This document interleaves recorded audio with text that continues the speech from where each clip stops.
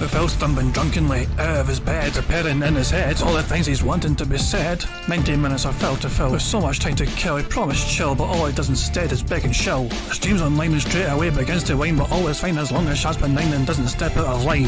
His content's immature for all to endure like fresh manure, but I feel sure he ran straight to feeling so insecure. The money he earned on yesterday was withdrawn and long gone, as Phil's spending impulse is always set to stay on. If supports are also slow, his taste are low and fails to grow, you never know, the show may turn into an easy bingo. Once kicked off across the board with charge to what because his code can be ignored, just how much DSP makes us feel so bored. To help us fight or sleep and try to keep alert to watch a creep who play bingo, but Phil will bitch and why his sheep are also cheap, while DSP is chasing green. We're seeing green across the screen as Phil's routine predictability rivals are slow machine. It's not in burping, leaning, ban. It matters not if battery fun is child can't see if powers make him feel less of a man. Takes a drink and starts his like before launching into a big pretending different bills when truth is there to buy a wrestling JPEG. Talks about his shitty life of call his cat and fatty wife and all his strife while forgetting that it's unwell and they were rife. With drama he will react but isn't act, that is a fact as he rehearsed to be exact in how he felt he was attacked. She's nearly over it and a win is in sight, with what to white despite Phil's light that tips were not white. We'll say alright it is okay and now it's time for Phil to play, but first he'll say that tips will help from being off the other day. And with those words we win again, it's never if but always when the game is won. Thanks to that we made it to the very end.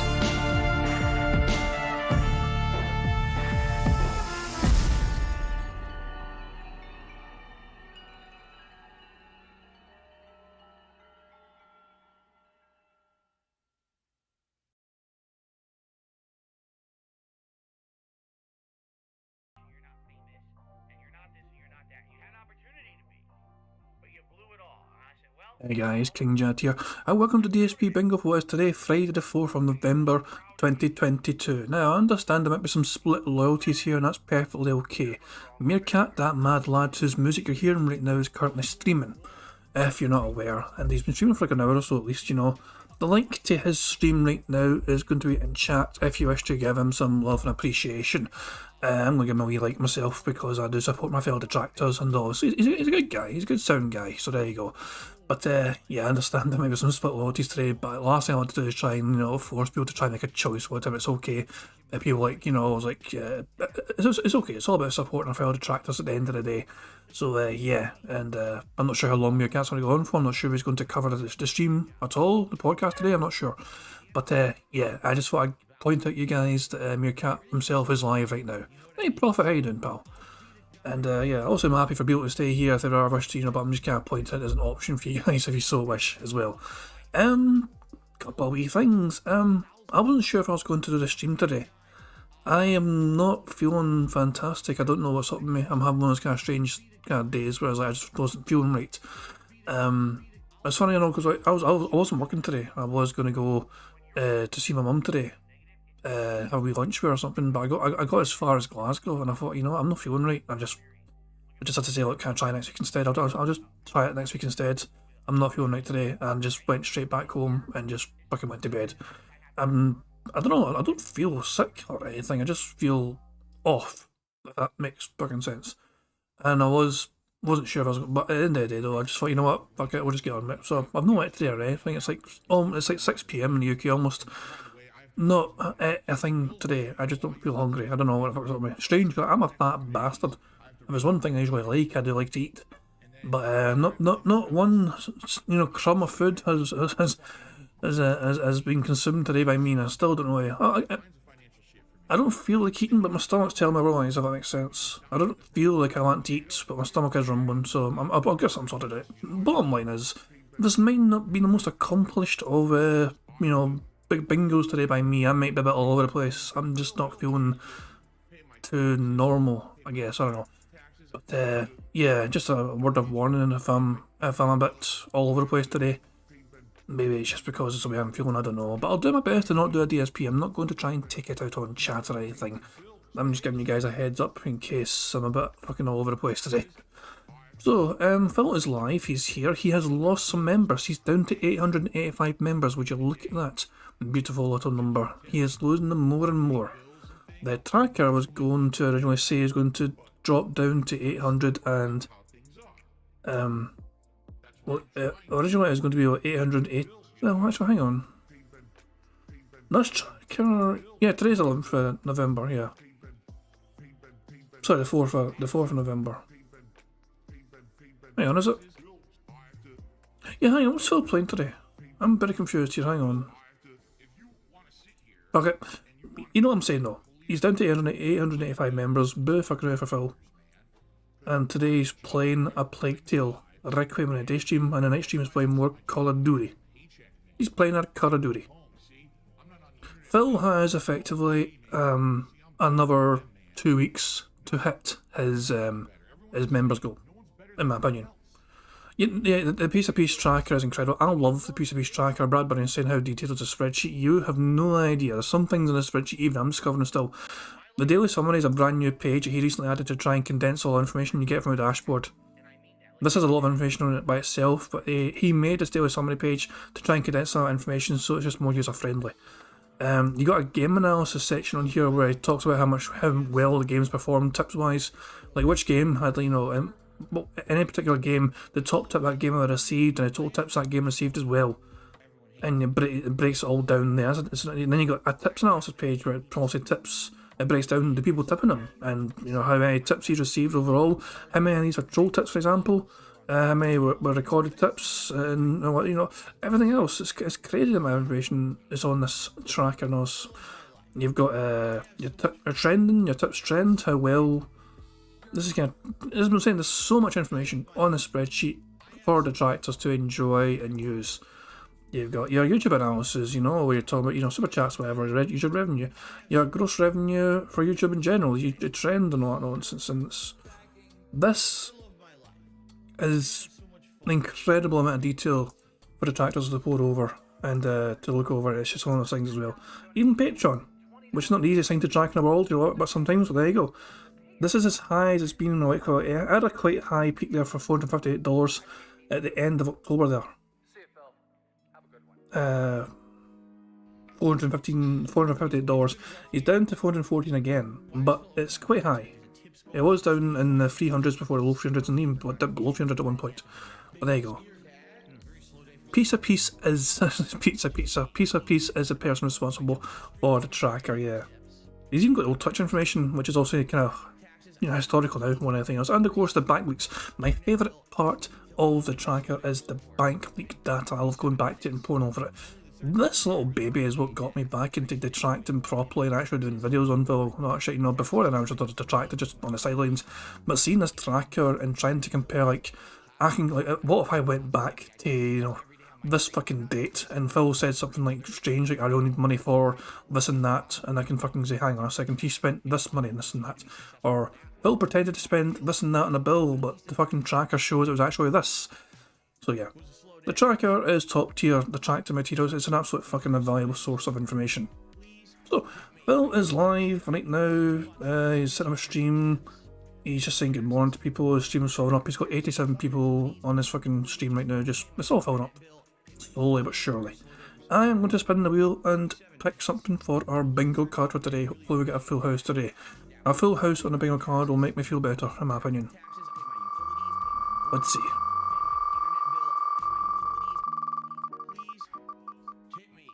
Oh, you know what I've not done?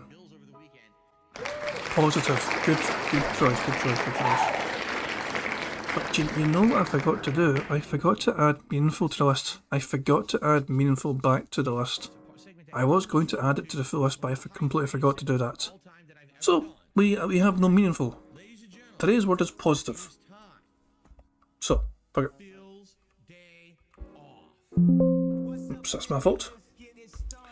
So, the word today we're going to use for our bingo card is positive, and we need a number between 1 and 229. There is no meaningful on the card, so there is no curse. Plus we broke the curse. Now, before we... James Holter, a bit of a delayed response. I am also a fat fuck. I said that like 10 minutes ago, I feel like. But yeah, good to know there's several fat fuckers in this community. Fucking hooray for that. Now, I've not set out the criteria for the bingo card.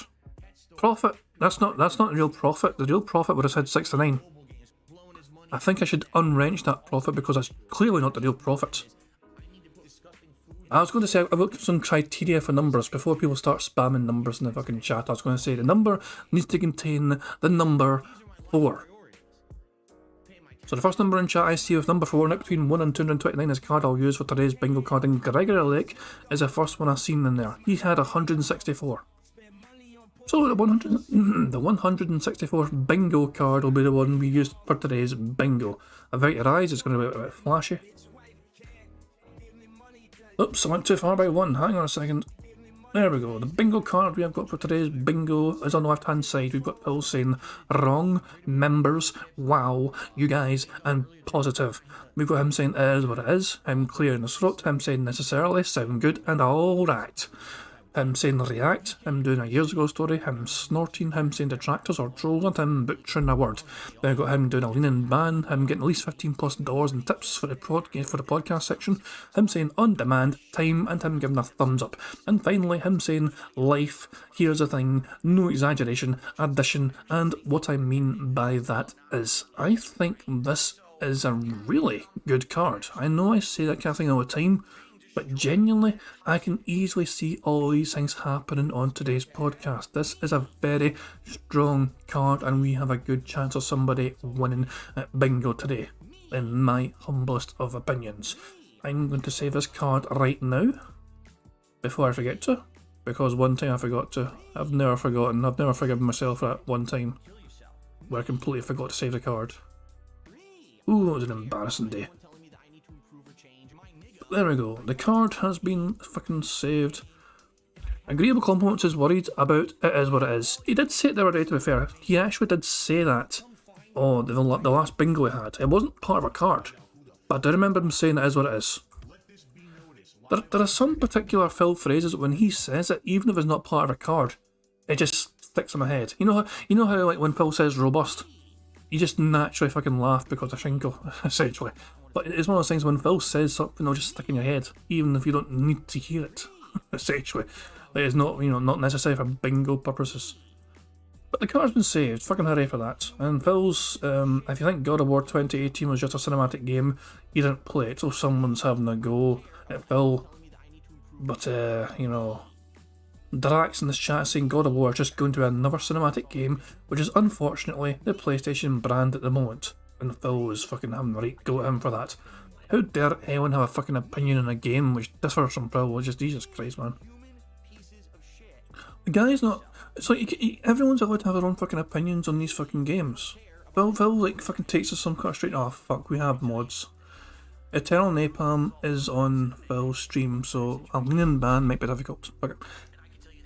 I'm gonna get the stream set up, guys. So enjoy some music from Meerkat while I get the stream set up.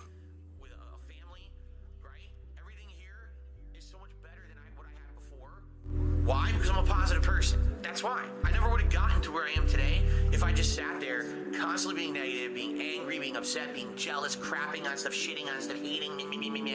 It's such a way, it's not a way to live. But these idiots actually do this and don't know that. I really have to think and I have to hope. These people just don't know better.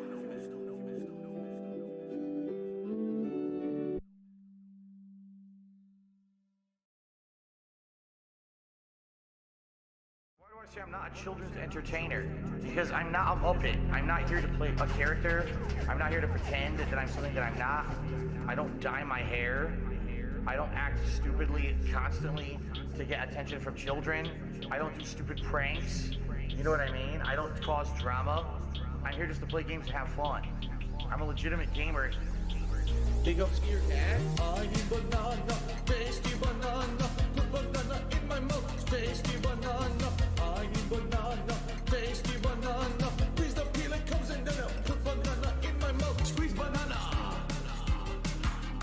Put banana in my mouth, squeeze banana. Put banana in my mouth. Act and talk a certain way with certain mannerisms, certain over-the-top reactions, screaming at the top of their lungs, jumping, flailing, doing weird things, constantly on camera.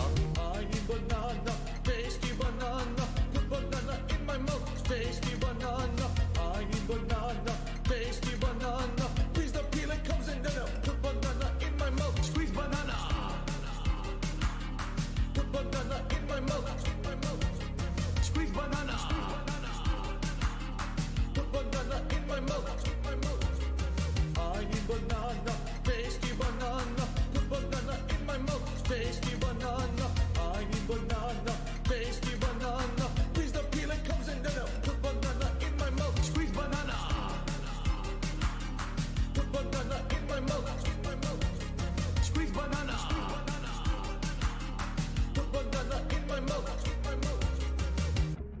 we hit the 250 vestry for that celebration, I'm going to debut a new vest. There we go. Celebratory bubble blow.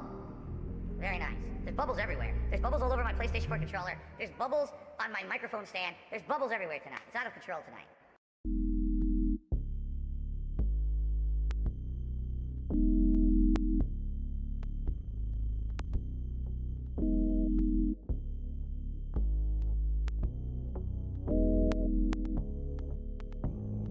It complements the flavor perfectly. And it's so weird because it's nothing like any other cuisine. It really isn't. I can't even tell you another cuisine that tastes like that, but it's so good. And what I like about Mediterranean food is usually when you get it, you get such a good variety of stuff. Like I got, it came with hummus and pitas. You dip the pitas in the hummus, and that was delicious. Robust, insanely flavorful chicken. It's not dry. It's freaking robust. Give me this dipping sauce, garlic infused dipping sauce. Robust. I will tell you guys is thus. Robust. Robust. They came with their rice, which is the seasoned rice. The tastes, again, it tastes kind of different from other cultures' rices. It has peas and carrots, but it's also got this unique seasoning in it that's really good. And then also a side salad, which was like lettuce, tomato, onion, robust, insanely flavorful chicken. It's not dry. It's freaking robust. Give me this dipping sauce, garlic infused dipping sauce. Robust. I will tell you guys is thus. Robust. Robust. Robust.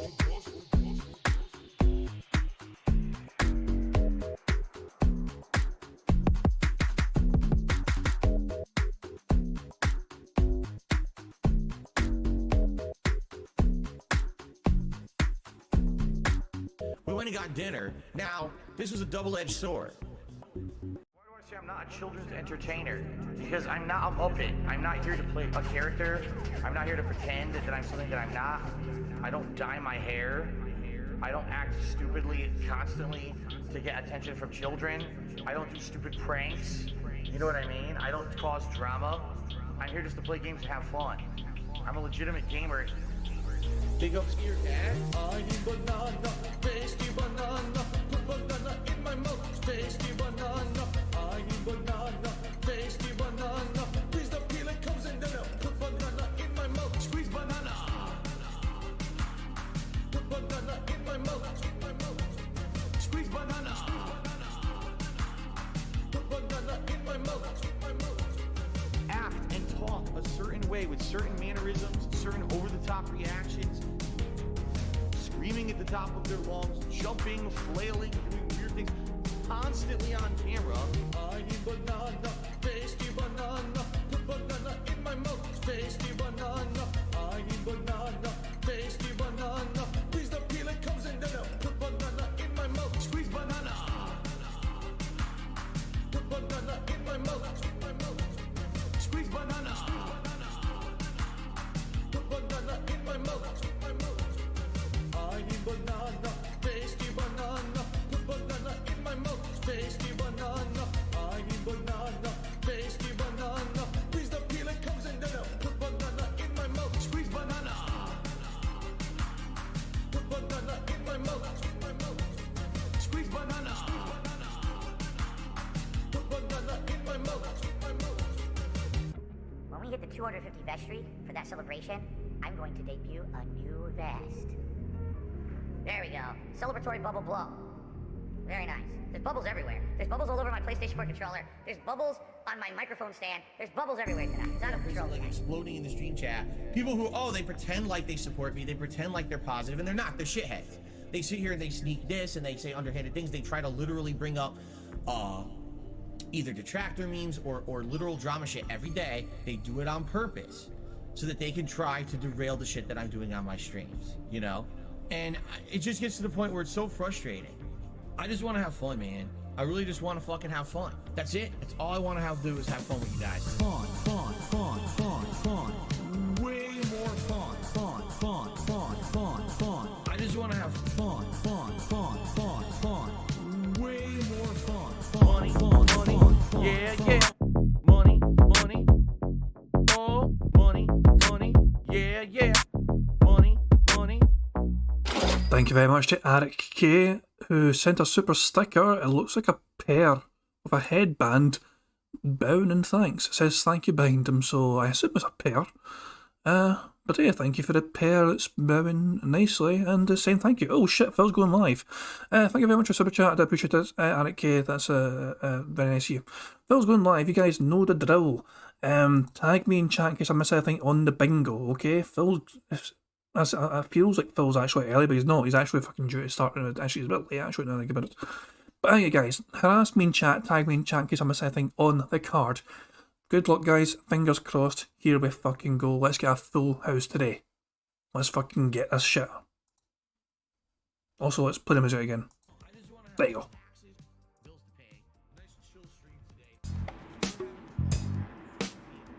Good morning, everyone, and welcome to the Level 1 podcast, where we're busy having fun down here on Level 1. Today is Friday, the 4th of November, 2022. Today is the beginning of a brand spanking new streaming week here on DSP Gaming, and this week is very exciting. Holy crap. It's very exciting with all the stuff that happened in the last 24 hours, right? The entire gaming world is abuzz and afire with God of War news. So, of course, we'll talk about that this morning as the early reviews for God of War have been released. The game comes out on Wednesday of next week, which is weird. Wednesday for a major game release is pretty weird. Usually it's either a Tuesday or a Friday.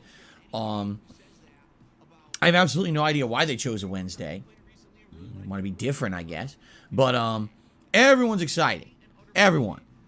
Unless you're an Elden Ring fanboy, in which case you're very upset that anyone would possibly say that another game could possibly be as good as the game that you already predetermined was your game of the year for 2022, despite the fact that it came out in the first quarter. Well, yeah. What was it? When did it come out? I can't even remember. But yeah. So we're going to talk about that today on the Level 1 podcast. But what I'd like to do is personally welcome you all back to the streams and back to the channel for the week. We got a great 6 straight days of gaming content for all of you. No special events or anything in the mix this week kind of interrupting the schedule, which I feel is a good thing. You know, we had a couple weeks there where we had extenuating circumstances like breaking down cars and TVs blowing up live on stream. And then we had a Halloween marathon, and it's been holding up a lot of the stuff that normally I'd be doing around this time of year, namely covering and making great progress in all the new releases. I'm currently backlogged. I am. I should have had more advancement in the games that I'm playing, notably A Plague Tale, Requiem, and Gotham Knights, and I felt like missing out at least 1 to 2 streams of each game. I am significantly behind. I'm going to be trying to play a lot of major catch-up this week in regards to that. So I hope that you guys are down for that. I hope that you guys are ready for lots of gameplay coming up this week. As you know, the last couple of weeks, we've tried to phase out a lot of the chill streams or weekly streams that don't really fit into a busy gaming schedule for the fall. Notably, Friday Night Fights is currently on hiatus and may return in the future, but is done for now. And this last week, we adjourned with Sunday Night Bites, Bassmaster streaming. So, it is what it is. I know some people miss that stuff. But man, we're so busy right now. What a schedule we've got for this week. Jam-packed where every single stream is a new release, with the exception maybe being Disney Dreamlight Valley that I may play like once this week. Okay? So today we got so much to talk about. I'm back from break. I'll talk about Phil's day off, and I'll give you a little bit of an update on that. We got some really cool things to talk about in regards to some other updates and things. Like, for example, I got a new care package from the Dutch brothers. That's right, because previously it was Dutch who was sending me some a care package, and then I guess his brother Twisted also decided to send me a box of stuff, and it's pretty cool. But I'd like to talk a little bit about those who are interested in possibly donating to the streams and or to me personally, because I do want to cover some ground. There may be some misconceptions about it, so I want to talk about that publicly today. But we have some really cool new additions. For example, a new pair of Gunner glasses has been donated to wear on the streams, which was sorely needed because these Gunner glasses that I've been wearing for the past year and a half are over a decade old. And quite frankly, they're pretty yucky. In particular, these, what are they called? The bands of the glasses, whatever they're called. were made of that rubberized shit. And as you know from when I cleaned my closet out over the summer, that rubberized stuff does not last. It disintegrates over time. And these have been pretty, yuck, since I started using them. I haven't really said anything publicly about that because you guys seem to like to have the Gunner glasses as a part of the streams. But having a new pair donated is really cool. We'll talk about that a little later on the show, among other things, okay? So I'm pretty excited. Today's going to be a great streaming day. Where do we begin? Shall we begin with the schedule? Then maybe talk a little bit, about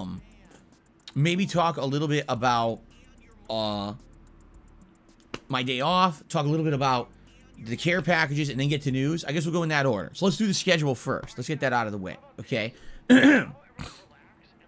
So, welcome to the show, everyone. What are we doing this week? Oh my God. Crazy week. All right, let's begin at the beginning. Today, it's a Plague Tale Requiem continuing on the main stream. I'm excited for this. As you know, things are heating up after having an entire stream that was kind of calm stuff with not much going on. Last stream, the rats returned, and all hell broke loose on the seemingly calm island that they had been on for about 3 or 4 hours.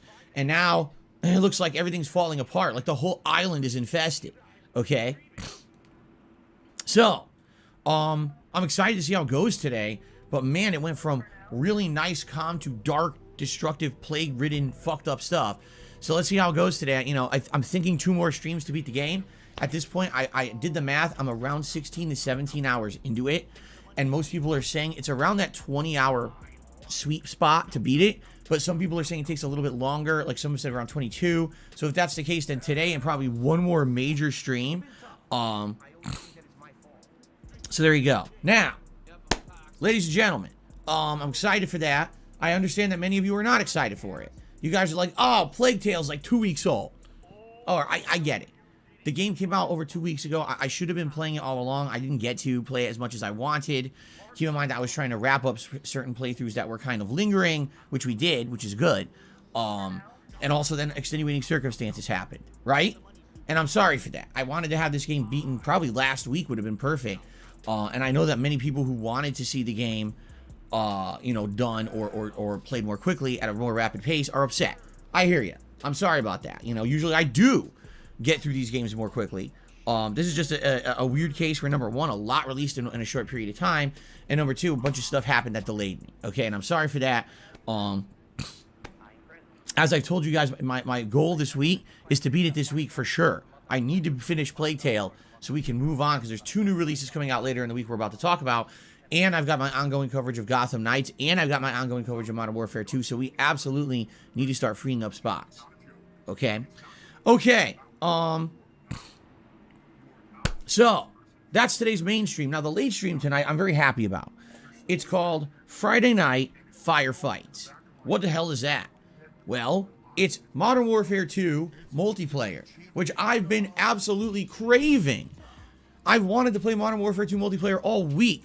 Whenever a new Call of Duty game comes out and I like the game, I actually think about it all the time. I have that, it's addictive. Like, man, it's like a drug, and I'm excited to play more of it and to have silly deaths and to have silly kill streaks and just fun stuff going on. As you know, I don't take it seriously like a lot of other people, but at the very same time, I do have that bug in me. And since I'm not playing fighting games right now, Call of Duty is going to kind of take over that competitive nature of games for me. And it sucks to me that because there's so much else going on, I haven't had a chance to play it since Saturday of last week.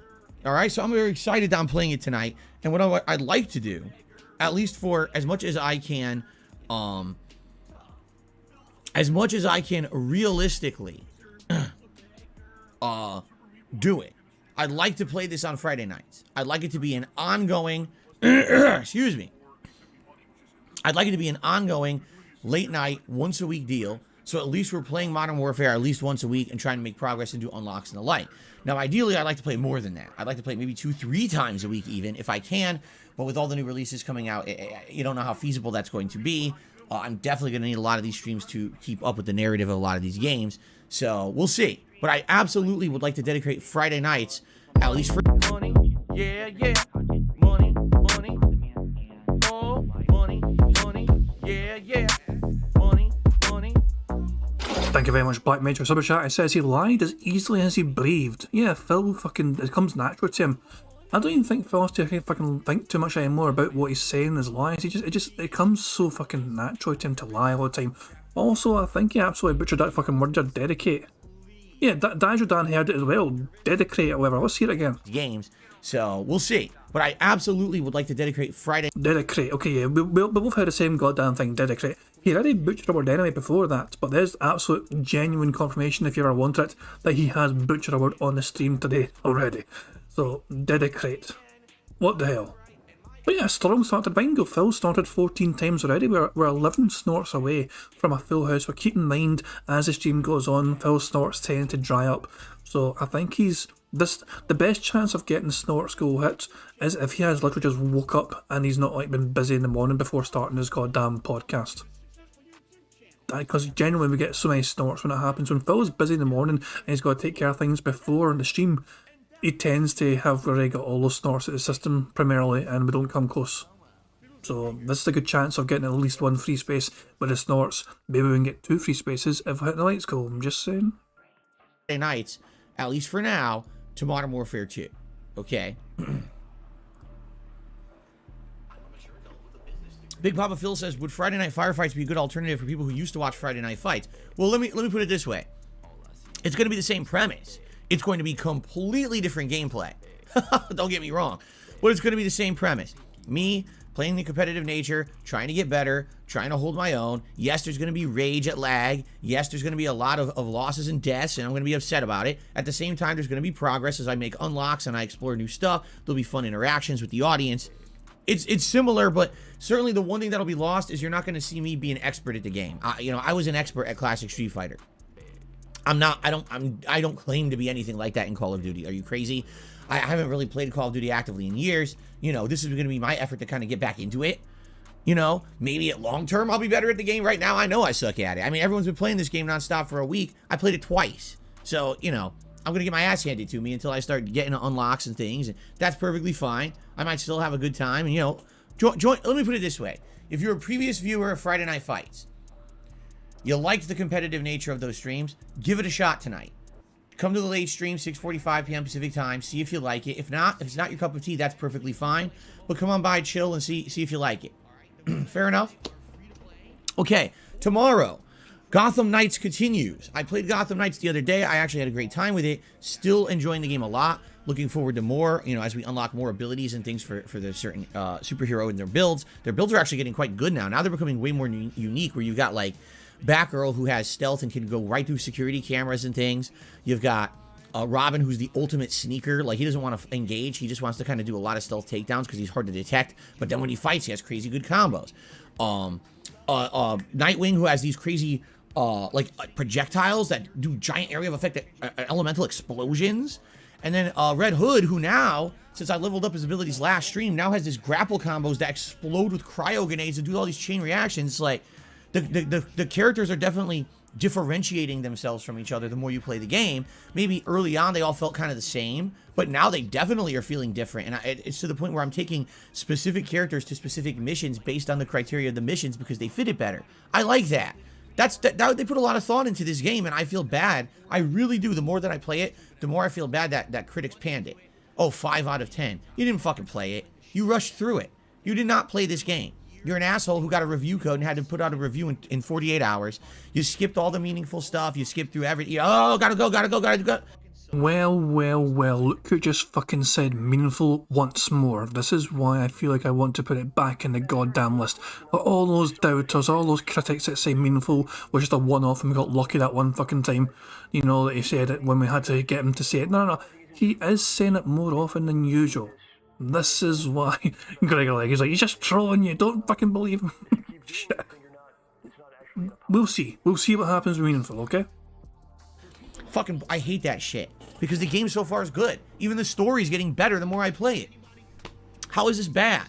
I explain. Besides the graphics, because that's a given. The graphics are not what they should be. But graphics do not make the end-all be-all of a game. So, whatever. Anyway, I'm excited for more of that tomorrow. Tomorrow night will be, hold on, Disney Dreamlight Valley. Now, I know some of you might be like, wait a minute. Disney Dreamlight Valley? Phil, you didn't even finish the campaign of Modern Warfare 2 yet. Phil, you're not, you know what I mean? What are you doing? Well, here's the thing. I promised you guys I was going to do Disney Dreamlight Valley this coming week. I already did. And there's people who are fans of the game and are upset that I haven't played it in a long time. Okay? Fair enough, right? I was expecting to beat the campaign of Modern Warfare 2 back on Wednesday night. It didn't happen, which sucks, obviously. When I'm planning on something and I tell you guys I'm doing it and it doesn't happen, I hate that. I hate over-promising and under-delivering. That's kind of happening with Modern Warfare, but it's for good reason. The Modern Warfare 2 campaign is very lengthy and actually is turning out to be better than I thought it would be. But it's shocking that people said it was 5 hours long when I've already played 7 hours and we still are not even close to the end. It's like, what the? So, we're going to be playing Disney Dreamlight Valley as a chill stream tomorrow night. Then on Sunday, it's going to be the probable conclusion of Plague Tale Requiem paired with the conclusion of the Modern Warfare 2 campaign. So hopefully, if all goes according to plan, Sunday we're finishing multiple game playthroughs, okay? And then Monday, if indeed we have beaten Plague Tale, then Monday will be more Gotham Knights, and Monday night will be more Modern Warfare 2, all right? But let's see what happens, because if we need another stream to finish Plague Tale, we're going to do that Monday, so that way the playthrough is absolutely completed this week, and then what will happen is Gotham Knights will then instead be graduated to a late night stream, while the daytime streams will be focused on the new releases this week. Let's talk about them. On Tuesday, excuse me, which would be the 8th, November 8th. Tuesday, November 8th is Sonic Frontiers. This game is a giant question mark in the minds of gamers. Will it be good? Will it be atrociously bad? Will it finally redeem Sonic after many, many years of poor games? Money, yeah, yeah. Money, money. Oh, money, money, yeah, yeah. Money, money. Thank you very much to Brad Bunny for a super chat, who says, a fill quote, direct fill quote, graphics do not make the be-all, end-all of a game. Yeah. Phil, I mean, graphics are to an extent important, but usually it's all about the gameplay experience more than anything else. But Phil has in the past fucking gone out of his fucking mind because of the graphics of fucking games at times, and there's all this game's not 60 frames a second, my immersion's ruined, this is a PlayStation 5 and they can't fucking make a 60 frame per second game on the PlayStation 5 and he'll fucking bitch and whine and moan and cry about it. He will lose his goddamn little piggy mind over that kind of thing. It's bizarre how fucking often he moves the goalposts when it comes to him discussing particular games. It's like it changes the criteria for why things are worth complaining about based on the kind of game it is. It's strange to me. But there you go, that's Phil Burnell for you. Or will it actually just stink just as bad as the last few, right? I'm hoping that it's good. I really want a good Sonic game. And when the best Sonic games are the ones that are throwback retro games like Sonic Mania, that leaves something to be said. That the modern teams basically can't make very good games is disheartening. You take a look at a game like Sonic Forces that had potential to be good, and they blew it. You know? It's not that the gameplay elements weren't there, it's that they really didn't implement it very well. You know? So I hope that this is a good game. I hope it's not a giant open world that's just boring as hell, which is what a lot of people are worried about. Then on Wednesday, and yes, this is the big one, God of War Ragnarok. And in honor of God of War Ragnarok releasing on Wednesday, I'm playing it all day long on the first and second stream, so there'll be 5+ hours of God of War Ragnarok on release day, Wednesday, November 9th. All right? If anything, the one thing I regret is that I have to take a day off, and the day off is going to end up being that Thursday. So I'm going to play God of War all day Wednesday and then not be there Thursday. And there's not much I can do about that. It's just kind of like, sorry, I want to cover it more, but, you know, it is what it is. Probably when I come back that Friday, it'll probably be all God of War, well, God of War and Modern Warfare, and then probably we'll alternate back on Saturday. It'll probably be Sonic Forces, and then maybe continuing on with, like, Gotham Knights or something like that. Excuse me. So there you go. But anyway, I'm very excited for God of War. Now that all the information is coming out about it, I don't know if we should transition into that news story now or we should wait. Let's wait, because we want to talk about news altogether, I think, okay? So that's the rough schedule. Now, big announcement, because a lot of you don't know this, because especially if you don't live in the United States, you definitely probably aren't aware of this. Our daylight saving time is ending. It's the fall. We're very fucking aware. In fact, I think actually when you think about it, your fucking European viewers would be more aware of it than anything else, because if they turned up at the usual time to check out a Phil podcast, they would have been a fucking hour late. I had to start this fucking shit this week at 5:45 PM instead of 6:45 PM. For me, because Phil is still an hour, you know, his time didn't change, but mine did. Our clocks went back in the UK by an hour, so naturally, yeah, we've got to change it. And in the fall, we say, screw saving daylight. We hate daylight. We want to live in the darkness. We want to be like fucking vampires in, 30 Days of Night or whatever it is, the Alaska vampire movie. We just want it to be dark constantly. We want to be like cave dwellers, all right? So we're going to do what we can to blot out the sun by changing our clocks. Okay?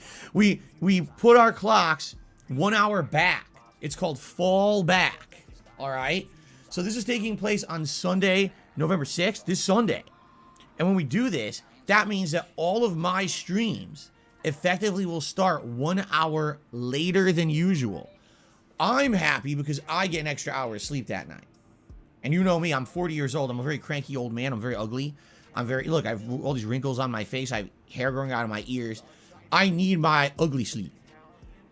If I don't get my ugly sleep, I could end up looking better. And you guys don't want me looking any better, trust me.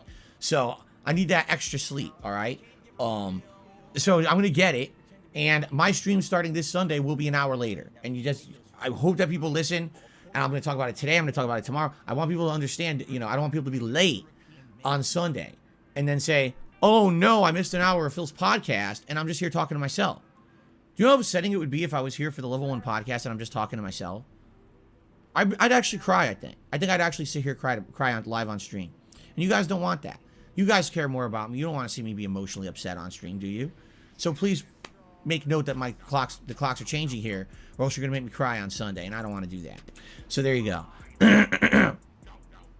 All right, so that's Sunday. Big change, okay?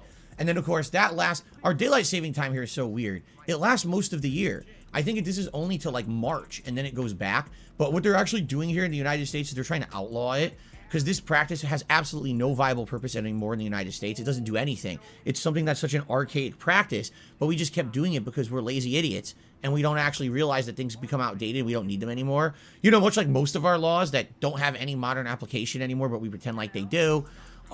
This is another one. Why the fuck do we keep doing this? Oh, because we're stupid. We're too lazy to cancel the law. Apparently, they already are in our government are trying to get rid of it, but they keep fighting over it and not getting it done. Hopefully, they get it done in the next year, because I hate changing clocks. It's stupid. It's so dumb. Anyway, so that's happening Sunday. All right, so, ladies and gentlemen, I think it's time for us to engage in a little segment. It's an exciting segment. All right? This is a segment that I like to call Phil's Day Off. Now, last week, I had a lot to talk about. We had an action-packed, very busy week last week when we were out and about, running around, doing a million things. This week, we didn't do anything, really, because we had no money. All right? So, basically, it was a week where we kind of stayed home most of the day. When he fucking talks about having no money, he might not consider that as him fucking doing a hint, but everyone else that sees that as a hint. He could have just left it we had a quiet week this week. He didn't need to add because we had no money. That was not a fucking requirement for us to understand. We didn't need to know that shit. That information is not relevant to us whatsoever. He could have just fucking left it we had a quiet week this week. We just stayed home. That we could have assumed ourselves, maybe it's because I didn't have as much money as usual, but the fact that he felt the need to bring that shit up and put that fucking information out there is a big hint. And he genuinely doesn't look... Phil apparently does not think of that as a hint. Even though it certainly comes across as that to people like us. It's strange to me why he felt the need to fucking bring it up, but I'm just saying that is a hint. Went out and did errands, like I did grocery shopping, I got some pet supplies, the usual. My wife had ordered something from a store and I went and picked it up. It was, online order, go pick it up in person and stuff like that. So I ran a bunch of errands basically. And most of the day, it was just kind of chilling at home with my wife. Jasper had a good day. He was relaxed. Jasper loves it when we're both at home. All right. The reason he loves that is because he gets double attention. If it's just cat with him and I'm working, if I'm at home and he's in the office while I'm working and cat's at work, but if we're both at home, now he's going to get double attention. And man, did he get double attention? You know, we're sitting on the couch watching stuff, and he's between us on the couch, and we're petting him all day. We actually gave him some catnip. Oh my God, he got completely zonked out on the catnip and started acting so silly. It was a good day for him, for sure. It was a good day for him. He had a great one. We had a relaxing one. You know, after the hecticness and a lot of the stress and drama that's happened over the past couple of weeks with us, I think we really needed that. It was a good day to kind of unwind. And let's be frank, to prepare for this week, which is going to be very crazy with gaming. You know, me nonstop playing games, getting through games, and then 2 big new releases. So it's kind of nice to have a day of just kind of sitting back and saying, relax, no drama, no nonsense going on. Everything's good. Let's just have a good day together, which is exactly what it was. There's really not much else to talk about food-wise. Originally, my wife was really craving sushi. Now we have this one particular place that when we get sushi, we order from, and for some odd reason, we placed the entire order, was ready to go, and we went to check out. It says, oh, they shut off their online orders. And we're like, huh? But this happens from time to time with certain places that do delivery, is if they get very busy or slammed, or if they're understaffed for some reason. You know, what happens when your cook calls out, and now it's very hard for you to be able to keep up with demand, they'll turn it off. And it sucked because it didn't say that when we were placing the order, and we picked everything we wanted, check out, hit it. Oh, sorry, you know, online ordering's off. It's like, oh, son of a bitch. So we ended up getting something that we had recently, Hawaiian barbecue. We got it again. And I ended up getting they have this fish platter, like seafood platter. It's 3 breaded shrimp, and then it's like a piece of breaded whitefish. I don't even know what it is. I don't even know what kind of fish it is, but it tastes good. And then they give you your choice of other proteins. Like, I know it sounds like protein on protein. It really is. So I got chicken, the barbecue chicken. Reminder, paycheck to paycheck. Oh, but he's also not broke. Just because he claims he's living paycheck to paycheck doesn't mean he's a broke boy. And they give you white rice, and they give you a side of macaroni salad, and they also give you tartar sauce to dip your fish in. And I was like, wow, this is like significantly good. Like, this is really tasty. I really liked it. I was like, wow. Like, I was blown away by how good it was. Like, this is really delicious. Had a good time. You know, that Hawaiian barbecue place is really good. I've had it on stream for Feasting with the King. It's just a good place. So, that's really it. There's not much else to talk about. It wasn't a super eventful week for us. Yeah. Money. Oh, money. Yeah. Money. Thank you very much for Profit for a super chat. It says they shut down online orders because they saw that those 2 slobs who don't tip and give negative reviews were ordering. That's a good shout, yeah. It's like they fucking know when they're on their fucking, you know, the app getting ready to order. It's like, oh shit, shut it down. It's those 2 fuckers again. The pig and the horse are ordering, shut down, cancel orders for now, wait until they fucking log off, and then we'll open up again. It's a good shout, yeah. August Stevenson says the house, car or family excuses allow him to argue, I'm not begging, I'm being transparent. Although it does, he can fucking say it all he fucking wants, but if fucking anyone else brings that shit up, then it comes across as being like too much information. We don't need to fucking know that. I started the stream by sharing a little bit of information about just how I was generally feeling. I'm not feeling 100% today myself, and I tried to just say, look guys, I might be a bit off form today. I don't know if I'm ever on form, to be honest, but I might be a bit off form today just because I'm feeling kind of not right myself. But that's nothing to do with fucking, you know, like, that's me fucking just trying to warn you guys. I might not have the most accomplished of performances today hosting a stream. And I will say, I actually shared as well that other people were streaming right now. Meerkat streaming, for example. I'm not sure if Meerkat still is streaming, but he's streaming, he has been for, you know, since earlier on. And it's one of those things where it's like, you know, you guys, there's other options out there if you actually wish to, to check someone else out. But it's one of those things where, yeah, but us, for Phil though, when Phil brings up money, but he always does it in a way where it's like, it does come across as a bit of a scummy move. But it's like, I'm just fucking, you know, I just really fucking want to try and get more money out of people, so I'm going to fucking tell them I'm not got that much money. In the same breath as him saying I didn't have fucking good money for his day off. They were planning to order sushi, but they couldn't do it, so instead they ordered Hawaiian barbecue, and he's ordering some big fucking seafood platter and all that shit, and he's dropping 40 odd bucks, 50 odd bucks on this meal. Mr. Broadcast Paycheck to Paycheck Bitch Boy is dropping, you know, at least 50 odd bucks on this fucking DoorDash meal. Jesus fucking Christ, man, you're not really fucking struggling for funds then, Phil. It's not really fucking that, poverty-stricken time for you if you can afford to fucking have your fucking weekly meal out with your wife, or meal in this case, because they door dashed it to them rather than just go out for it. Since the cat couldn't be arsed getting fucking dolled up to go out for a meal. And in fact, probably this week coming up again won't be a super eventful week. I think it's in 2 weeks that we actually have a bunch of stuff we need to do. I'm not sure. I gotta double check that.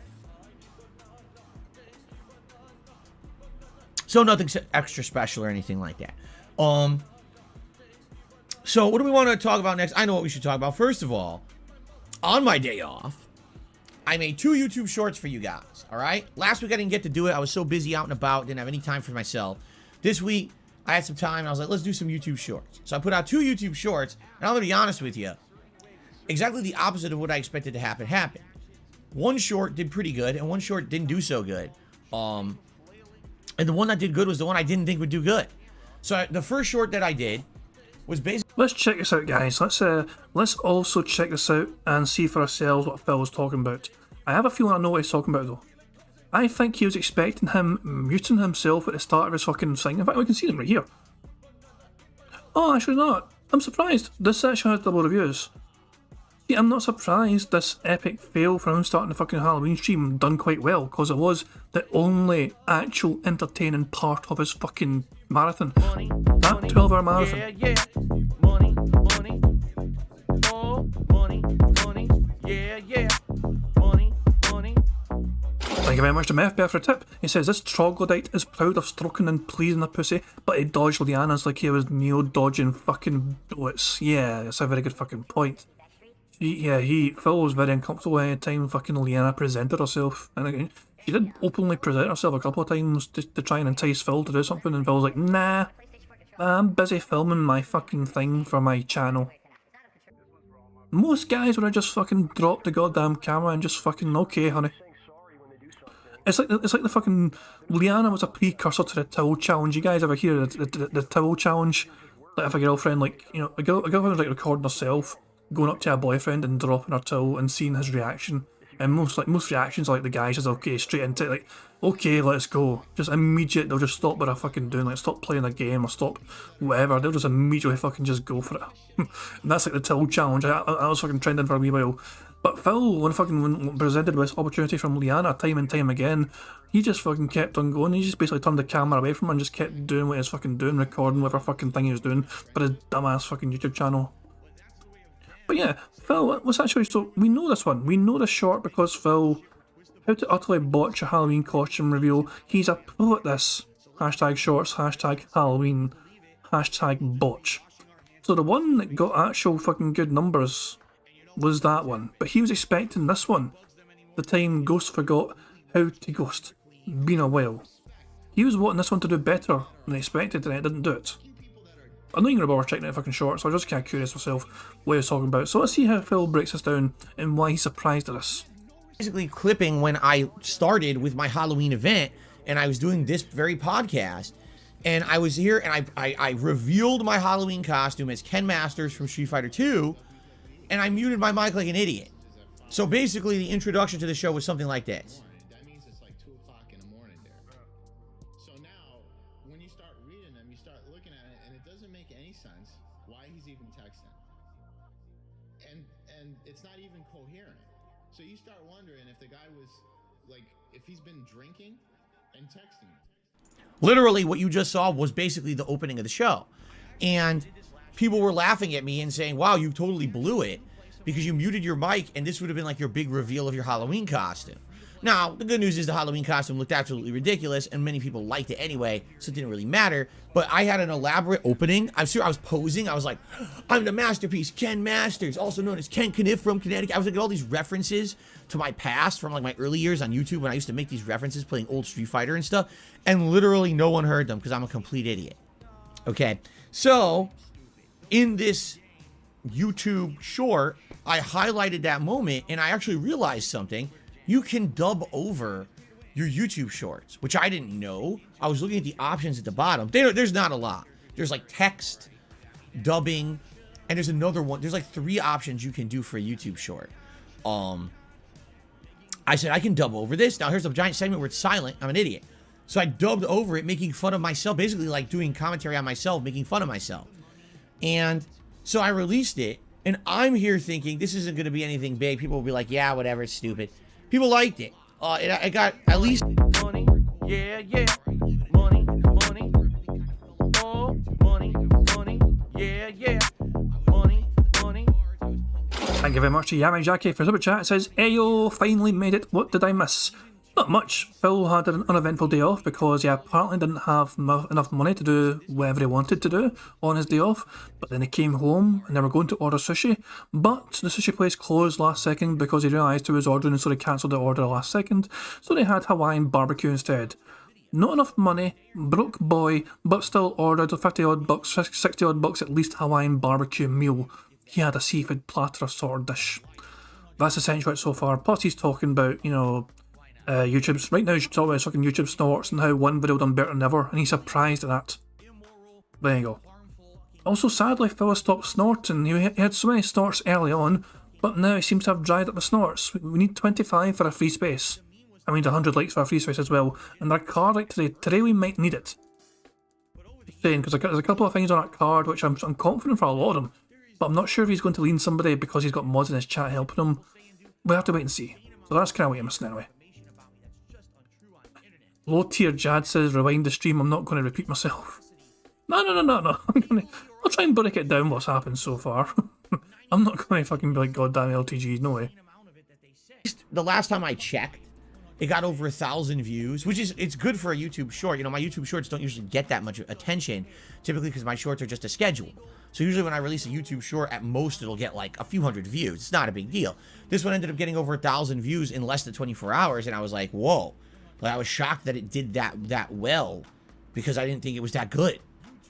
All right, just being honest, okay? Maybe it was that a lot of people didn't attend the Halloween event. It was the first time they were seeing me in the outfit. I don't know. I have no idea. You know what's funny is a lot of people say that YouTube Shorts hit the algorithm first. Not mine. I don't think my YouTube Shorts hit the algorithm at all. I think because it's DSP Gaming, and DSP Gaming is a channel that's been around for so long, the Shorts don't hit the algorithm. It's the same thing, like, you can start a new channel on YouTube, and if you start making content, it'll actually show up actively in search more than an older channel. I know that sounds stupid, but that's just how it works. I think it's the same thing. But anyway, I did another YouTube short. This one I thought was genuinely funny. It's the opening of Modern Warfare 2's campaign, and you're playing as Ghost, and you're zoomed in, you're looking at your targets, and then the game isn't clear on what to do next. So me being a moron, I thought, oh, I need to drop off this ledge. So I dropped off and immediately instantly died. It's very reminiscent to moments such as my original Dark Souls playthrough. The infamous quote, oh, I'm liking this now. I'm starting to get it. And I stepped right off the edge and killed myself. Completely fucking myself over. So it was very funny in that regard. It wasn't even intentional. It was just me being stupid like I usually am playing a game. I thought that was funny as hell. That barely got any attention at all. In fact, I wonder how it actually did, because I haven't checked it. Also, I just checked it there. It got half. It done half as well. It got about 600 odd views, and the thing that was his Halloween opening got about 1,200 odd views. It was half as successful. Still, 600 odd views for a short after a day. For Phil Burnell, it's amazing. It's gone viral practically for fucking Phil Burnell. For most people, it's not that good, but yeah, for Phil, he's like, wow, viral. So let me take a look at them, at each one. All right. So the Halloween short did over 1,000 views. It's like 1,200 views. Not great, but certainly better. The Modern Warfare 2 short only has 600 views. So less than half. And I'm kind of like, oh, well, It honestly did confuse me. Again, I don't know. Oh, you cannot guarantee how well your fucking videos are going to fucking do. There is no fucking magic formula. You're going to fucking know this video's going to fucking explode and do well. Sometimes it just fucking happens, you know. Just sometimes you can't determine what's going to fucking hit and what's going to be a miss for the things you fucking provide your, YouTube to fucking, for people to watch on YouTube. It's just, sometimes it's just the way it goes. This is not worth fucking spending so much time on, Phil. Get on with a fucking show. I'm speeding up. 1.25 speed. How shorts really work. You know, I really don't feel mine are showing up in any algorithm at all, because it doesn't seem like anyone outside of my standard viewer base is watching the shorts. right? Like the first few shorts I did got artificial views because I'd never done them before. But after that, immediately the hype died out and it just went back to like doing normal videos on my channel. So I don't see it. I just don't see it. Okay. I don't see any of that. So I just kind of shrug. I don't know. I'll keep doing them as long as you guys are enjoying them. I'm doing them more for your enjoyment than anything else. I'm not doing them to get any kind of extra attention on the channel. It's not bringing any extra attention. But like I said, I'll do them when I have a chance. I'm not just going to do them, because I feel obligated. Like I found a lot of YouTubers have said things like, you know, I don't like doing YouTube shorts, but I'm forced to do them because that's how you get noticed on YouTube. And I'm like, what? You think the only way your channel will get noticed on YouTube is a short? That doesn't make sense. That really makes me scratch my head. Because the thing is about shorts is that the idea is it's like TikTok. It's a one-off video. You watch it, you move on. No one who's watching a YouTube short or a TikTok video watches it and says, wow, I want to definitely see every single video that this person ever puts out ever. In fact, if you take a look at like popular TikTok shit, most popular TikTok videos are one-offs. There are definitely people who make a living on TikTok and have blown up, but that's the exception to the rule. Most people who get popular on TikTok, there's one video that blows up. That's it. They never get attention again. So how does that make sense? I need to make YouTube shorts. Personally, to me, it makes perfect fucking sense. To me, it makes all the fucking sense in the goddamn world. I don't know, Phil's fucking understanding. This baffles me. There are TV shows and YouTube channels that exist today that I know about because I saw them in a YouTube short. I think a lot of people can fucking say the same. I wouldn't be interested in those YouTube channels and TV shows if I had not seen it brought up in a YouTube short. I think a lot of people can maybe say the same sort of thing for either both things or at least one of those fucking things. This, to me, this Phil stance is incredibly baffling to me. It really is. From my perspective, it makes all the fucking sense in the world where YouTube Shorts actually do help content creators get their name out there and try and get some more attention on themselves if they need it, or if they want it, or whatever, you know. Even bigger YouTubers have seen it help their channels and grow a little bit faster than usual. Right? To make sure my channel's in the algorithm. It confuses me. I don't know. Maybe I just don't get it, but I haven't seen anything like that since I started doing shorts a month and a half ago, 2 months ago. I haven't seen anything like that on DSP Gaming, that's for sure. I don't know. Anyway, that's neither here nor there, but something that ties into that, all right? In particular, the Halloween Marathon, all right? So those of you who were here for the event and you're active viewers of my content and you were having a good time with it, you know, everything was great. What you might not realize is, as usual, there's this dark cloud of idiocy out there on the internet that likes to hover behind me or above me or whatever you want to call it, dropping, it doesn't rain, it drops turds, all right? So it's like a turd cloud. That's actually what I should actually call these people from now on. They're not my detractors, they're my stalking turd cloud. So that is scat talk. Also, he said detractors, so there we go. So, what the fuck's gone wrong with Phil this time? What's he bitching and whining about now? Here we fucking go. Because that's pretty much exactly what they are. They just follow me around to shit on everything. So, one of their running jokes that they've been doing over this last week, and the only reason I know about this is because they posted in my chat constantly, is that apparently I cross-dressed on Halloween. Now, first of all... Yeah, you did. There's nothing wrong with cross-dressing, Phil. You pulled it off quite well.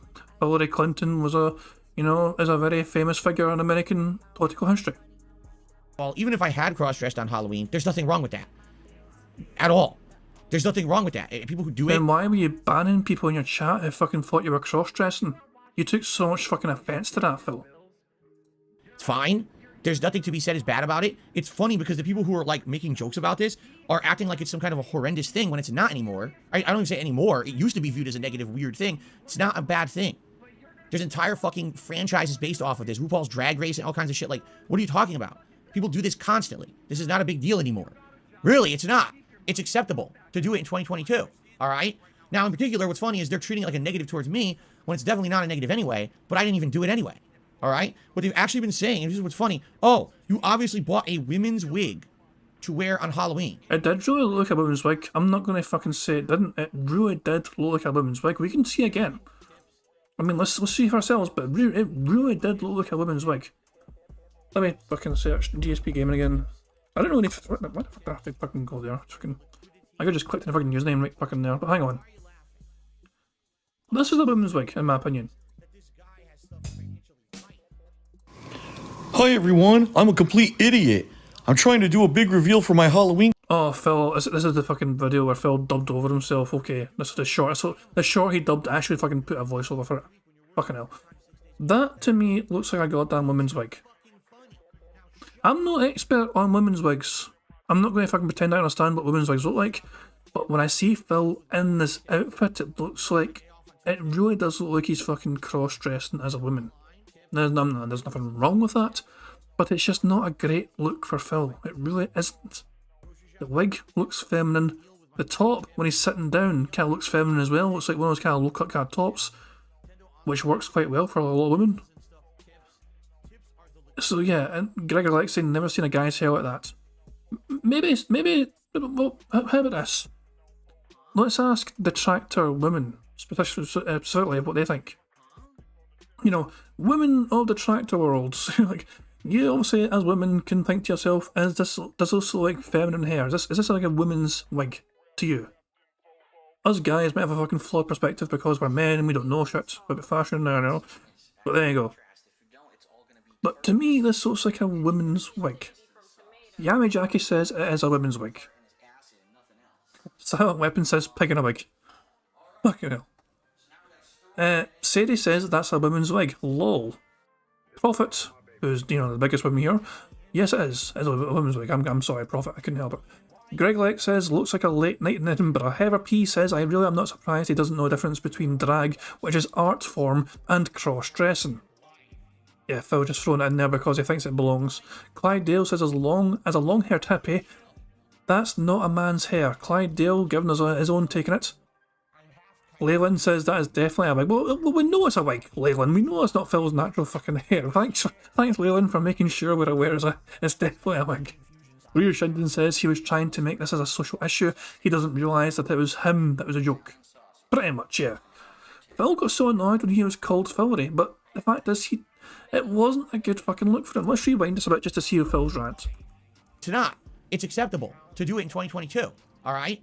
Now, in particular, what's funny is they're treating it like a negative towards me when it's definitely not a negative anyway, but I didn't even do it anyway, all right? What they've actually been saying, and this is what's funny, oh, you obviously bought a women's wig to wear on Halloween. Wigs are not gendered. You realize that, right? There's no male... Wigs are not gender. Wigs are not gender. I'm not going to pretend to be an expert on if wigs are gendered or not, but to me, there would be kind of wigs specifically catered for men and catered for women, based on the kind of styles you're going for. In my opinion, I would expect that. Heather P with some knowledge there. Actually, wigs are women's wigs. Toupees are men's. There's some facts there from Heather P. If it's a toupee, it's for men. If it's a wig, it's for women. According to Heather P, who I'm sure knows far more about these kind of things than I do. I'm not going to pretend to understand these things. A toupee and a women's wig are the same. If Phil is adamant the fact that he bought a wig, then he's openly admitting he bought a, women's wig, essentially, because it's... Yeah, at no point did Phil claim he had a toupee. At no point, he always called it a wig, which is feminine. It's a feminine thing, which is nothing wrong with that. But Phil refused to own it. He's denying he had women's apparel on, but he did. Wigs are not gendered. I need to fucking rewind this again just a wee bit. What they've actually been saying, and this is what's funny, oh, you obviously bought a women's wig to wear on Halloween. Wigs are not gendered. You realize that, right? There's no... God damn it, Dashi. He has to pay the hairpiece toupee. He has to pay bills. Fuck off, Dashi. That's a good joke, but fuck off. No male or female wig. It doesn't exist. It's something that anyone can wear. Like, what are you talking about? It's the biggest... Again, it's the turd cloud of idiocy. There's no intelligence there. It's just a big vapid black hole of stupid. But this is the shit that they say. So it's actually funny is some people were actually saying dumb shit like, yeah, Phil bought a women's wig and let's make fun of him all week for wearing a women's wig or whatever. And then the other day someone said something to me. They said, you still have the packaging from the wig. I was like, what? They were like, can we see the packaging from the wig? Why? So then anyway, on a whim, last night as I'm going to sleep, I just happened to look into the trash can in the bedroom and I realized I still had the packaging from the wig. Here it is. Does that... It's a 90s rock star wig. It's supposed to look kind of like a grunge band guy. You know what it's supposed to be? Kurt Cobain. I think that's what I didn't even know that because I didn't even look at that when I bought it. I was looking, I said, that looks like Ken Masters' hairdo from Street Fighter 2. but I think it's a Kurt Cobain wig is what it's supposed to be. I'm sorry, but even looking at that model, a professional model showing off his 90s rock star wig, it looks extremely feminine. I think if I didn't see the face and only saw the hair, I would think. And also your lips. Look at the red syllable. That is lipstick as well being worn. What the hell? So the look specifically was 90s rock star. Phil was going for a 90s rock star look. Didn't a lot of 90s rock stars wear plenty of mascara, have their hair kind of crazily done? You know, it looked quite. They tried to beautify themselves up quite a bit. Lipstick as well. The 90s rock star look was quite, you know, open to being experimental. Also, the wig was meant to look like that apparently, but Phil instead. Let's compare it to her. Let's compare it to her. Hi everyone, I'm a complete idiot. That looks very different. It looks like he's gone for like pigtails or something. What the fuck? What in the absolute fuck? It looks absolutely nothing like it. Everything looks different.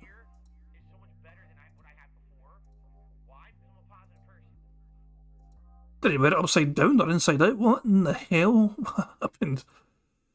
Oh my god. He fluffed it out in the back. Jesus Christ. No, I'm sorry. To me, it still looks like a women's wig, Phil. You can't deny it looks like a women's fucking wig. It's just the way it is. That's what the wig looked like, by the way.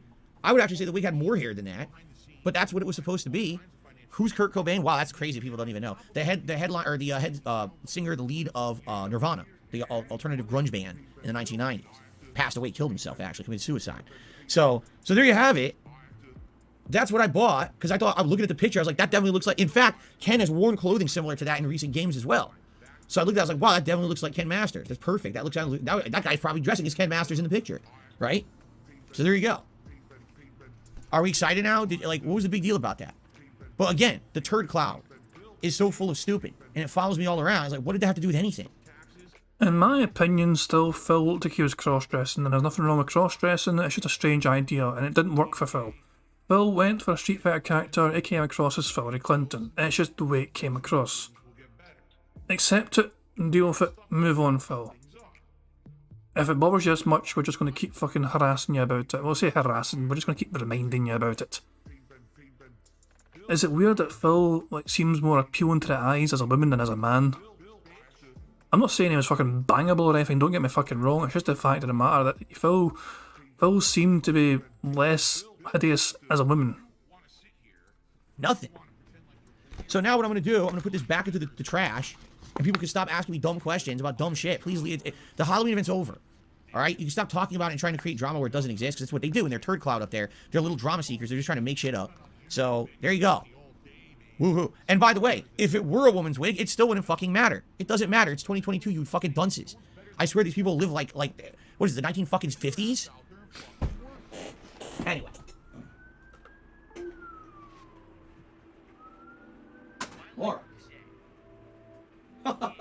Alright. So now that we got that out of the way, police siren outside. Pretty loud. There's been a couple of them going up the street. Must have been something going on. It's raining out there, but it's not too bad. I don't think it's had anything to do with the weather. Okay. What was I going to say? And I got distracted. Oh, I'm trying to think of other things I want to talk about before we get to the game news about God of War, which is the big story for today. So let's talk a little bit about this new care package that I received. All right. So, as you know, I told you guys over the last month or so, I got a care package from someone named Dutch, who's a fan, and had a lot of neat things in it, including this Magic 8 Ball that we've been using as a part of my streams for about a month. In fact, Magic 8 Ball, will we see significant plot developments in A Plague Tale Requiem today? You may rely on it. Cool. And remember, this is something that we've been implementing. If someone tips $8 or more in a single tip, you can ask the 8 Ball a question live here on the stream. And it's been pretty funny getting answers out Hint. of the 8 Ball over the last month. In fact, it's trolled me a lot, quite a lot. So, excuse me. And there's been other things as well. If you remember, during October, we had a Nosferatu action figure. That was also from the care package. And there's been other various things as well. you know, that Dutch included in the box that was really nice. Some things for Jasper in particular. There was a 2-pack of Halloween toys that Jasper really liked. They were full of catnip. One of them he really liked. The thing is, though, they were very small. And the problem with small toys, they go right under our sofa. And then we have to remove the whole sofa to get them again, which is a rigmarole. So we do it every few weeks. But, you know, basically he played with them like for a day or two, and then each of them just disappeared. We never saw them again. Also, the catnip that I've been referencing with Jasper recently came from Dutch. It's called Extreme Catnip. So, there, you know, here's why things like this are appreciated. It's cool because it adds something neat to the stream, right? Something that actually has become a part of my content every day. That's really cool. Something for the family, like stuff for Jasper. That's appreciated. Jasper likes the toys. Jasper likes the treats and stuff. That's cool, all right? But as I said up front, I want to clarify with everyone here. Please do not just send me stuff. If you send me stuff without telling me, it goes right in the trash. It does, because I can't have stuff just coming to the house and not knowing what it is. Sadly, we have people who try to do shit all the time, who are morons. And if it comes, I have no idea what it is. It's going right in the trash. I'm telling you right now. And that's the problem. Is that's happened a few times. A box just shows up. Who's this from? I don't know. Did you order it, honey? No, I didn't. Is it from anyone we know? Nope. Okay, trash. So I have to do it. It's for the safety of my own family. You understand? So if you're ever interested in possibly donating anything to the streams, please contact me ahead of time, and we'll talk it out so you know exactly what's in it. And or, you know, in the case of Dutch, what he was doing, he was kind of putting together a mystery box. And it's nice because you don't know what's in there. You open it. It's kind of like opening a present on Christmas morning. Some stuff's really useful. Some is not so much. All right. So allow me to cover some ground rules when it comes to if you're interested in donating anything to the streams. Number one, anything that could be used on the stream is probably the best idea. What I mean by that is, you know, an accessory like the Magic 8 Ball. We have a bingo. He said what I mean by that is instead of diagonal line from top left to bottom right, that is our first bingo of the stream. Fucking yaldi. Was a great idea. That's something that immediately was used and ended up being implemented, and it was fun. Okay? Donations of things like digital credits and stuff, you know. Hold on, did he do a thumbs up? Did I just miss a thumbs up? Allow me to cover some ground rules when it comes to if you're interested in donating anything to the streams. Number one, anything that could be... I mean, yeah, I guess technically. It's strange how he uses his thumb as like as trying to indicate one. But yeah, I'm going to count that. He was really saying number one, but yeah, it was a thumbs up. So I would count that as a thumbs up, because Phil's kind of weird that way where he just uses his thumb as the number one. So yeah, good spot there. Good spot, Damon Anderson. Cheers for that. Used on the stream is probably the best idea. What I mean by that is, you know, an accessory like the Magic 8 Ball. That was a great idea. That's something that immediately was used and ended up being implemented, and it was fun. Okay? Donations of things like digital credits and stuff. You know, you want to send me a code or even one of those, you know, the cards you can buy from a store for like Xbox Live, PlayStation Network, Nintendo Shop, that kind of stuff. Of course, that's appreciated. That defrays the cost of the games that I'm spending on the streams, right? I mean, it's perfect. It makes perfect sense. Stuff for Jasper. In general, most stuff for Jasper is fine. There's some stuff he doesn't like some of these toys that are electronic. Basically anything that is like running on a battery or blinks with flashy lights. He doesn't really like that. He likes this simple stuff. For example, and I'm about to tell you there was a new care package that showed up, which is what I'm getting to. One of the toys that just arrived, okay, was, it looks like fur. It almost kind of looks like a simulated cat's paw. Okay, it's not though. It's just like a tube of fur with feathers coming out the side of it. Jasper absolutely loves this toy. He's playing with it every day. We tickle him with the feathers, and he grabs it and he knocks it down like crazy. He swats it around and chases it. Then he grabs the feathers, he licks them. It's like exactly what he likes. Okay, that's the kind of stuff Jasper likes, all right? And, you know, every once in a while, food treat. Thing is that he's very picky with the food treats he likes. Some stuff he'll love and some stuff he'll just ignore. You never know what he's going to like, okay? But that kind of stuff is greatly appreciated. You know, cat stuff that directly influences the streams, stuff like that's great, okay? Perfect example, and I'm about to reveal these few new Gunner glasses. We've been talking about my Gunner glasses for months. People were like, are you ever going to think of getting a new pair of glasses? And I was like, I can't really afford it. Look at this. We have a new pair of Gunner glasses I'm going to show you guys in a moment, all right? That's awesome. That's someone who's a fan, who's paying attention, who's like, wow, this would really help fill the stream. I want to help him. That's perfect. All right. Here's an example of some stuff I have zero interest in. T-shirts, action figures and collectibles, stickers, like in general, I'm just trying to think of stuff that I will not get use out of at all. Because for example, there's actually been a couple people who saw someone donate this action figure. This Casey Jones action figure was donated over the summer when I was playing the Ninja Turtles games. There were two of them. Remember Shredder's Revenge, and then there was the Ninja Turtles collection. So someone donated Casey Jones saying, oh, we heard he's your favorite character in Turtles, so here he is. Then someone donated Wolverine, which is also neat because Wolverine is very pertinent to the streams. There's been a running meme about a Wolverine toy in my past, so it made sense. But the thing is, what ends up happening is people take that little bit and they run with it and they end up going way overboard. So I ended up getting, I'm not kidding you, and it's not just, by the way, not just the Dutch brother. A few people kept sending me action figures. I'm like, guys, I don't want action figures. Like, I have nothing to do with these. Money, money, yeah, yeah. Money, money, oh, money, money, yeah, yeah. Money, money. Thank you very much to Prophet for a super chat. It says, so Phil just admitted to guilt tripping for a new pair of Gouter glasses. Sorry, Gunner glasses, yeah. Pretty much, yeah. You know what Phil is like? He drops his hints all the fucking time. All the goddamn fucking time. In a perfect world for Phil Burnell, he would be given every single game credit, essentially already, up front, to views. Like, the perfect day for Phil Burnell would be if he was given $1,000 in game credits for Xbox, $1,000 in game credits for, PlayStation, maybe $500 in game credits for Nintendo, shirts as well, just to get, fucking make sure that's balanced as well, and also fucking having, like, brand new, maybe hats, new vests, new hats, new glasses, a variety of different fucking glasses. You imagine Phil being great. Oh, what colour of Gunner glasses will we have today? Will we have the purple pair? Will we have the blue pair? Will we have the pink pair? And you could fucking make that multiple fucking choice as well. So yeah, in a perfect fucking world, his fans would contribute every single fucking necessity for his streams, and Phil doesn't have to fucking invest any money in it whatsoever himself, and he can keep all the money he's got gifted to him and tipped to him and all that shit, and that can all go towards his fucking addictions and his fucking habits. He wouldn't have to fucking worry about spending money in his own goddamn business because his fans are taking care of every single fucking facet of that all by themselves, because Phil is too immature to fucking run his own business all by himself, so he has to rely on these fucking fans making sure they're looking out for him and actually fucking doing things for him. $5,000 a month business expenses, as Eric K reminds people. Phil claimed on his bankruptcy he spends $5,000 a month on his monthly business expenses, and he has never, ever explained how that is made up. We have broken it down ourselves, and we have estimated it costs far less than that, maybe at most, in a busy gaming month for him, at the very most, it could be up to $1,000, if you include his internet lines, if you include things, all that crap, buying brand new fucking games, if he has to fucking buy a whole bunch of them that fucking month, the internet as well and all that nonsense.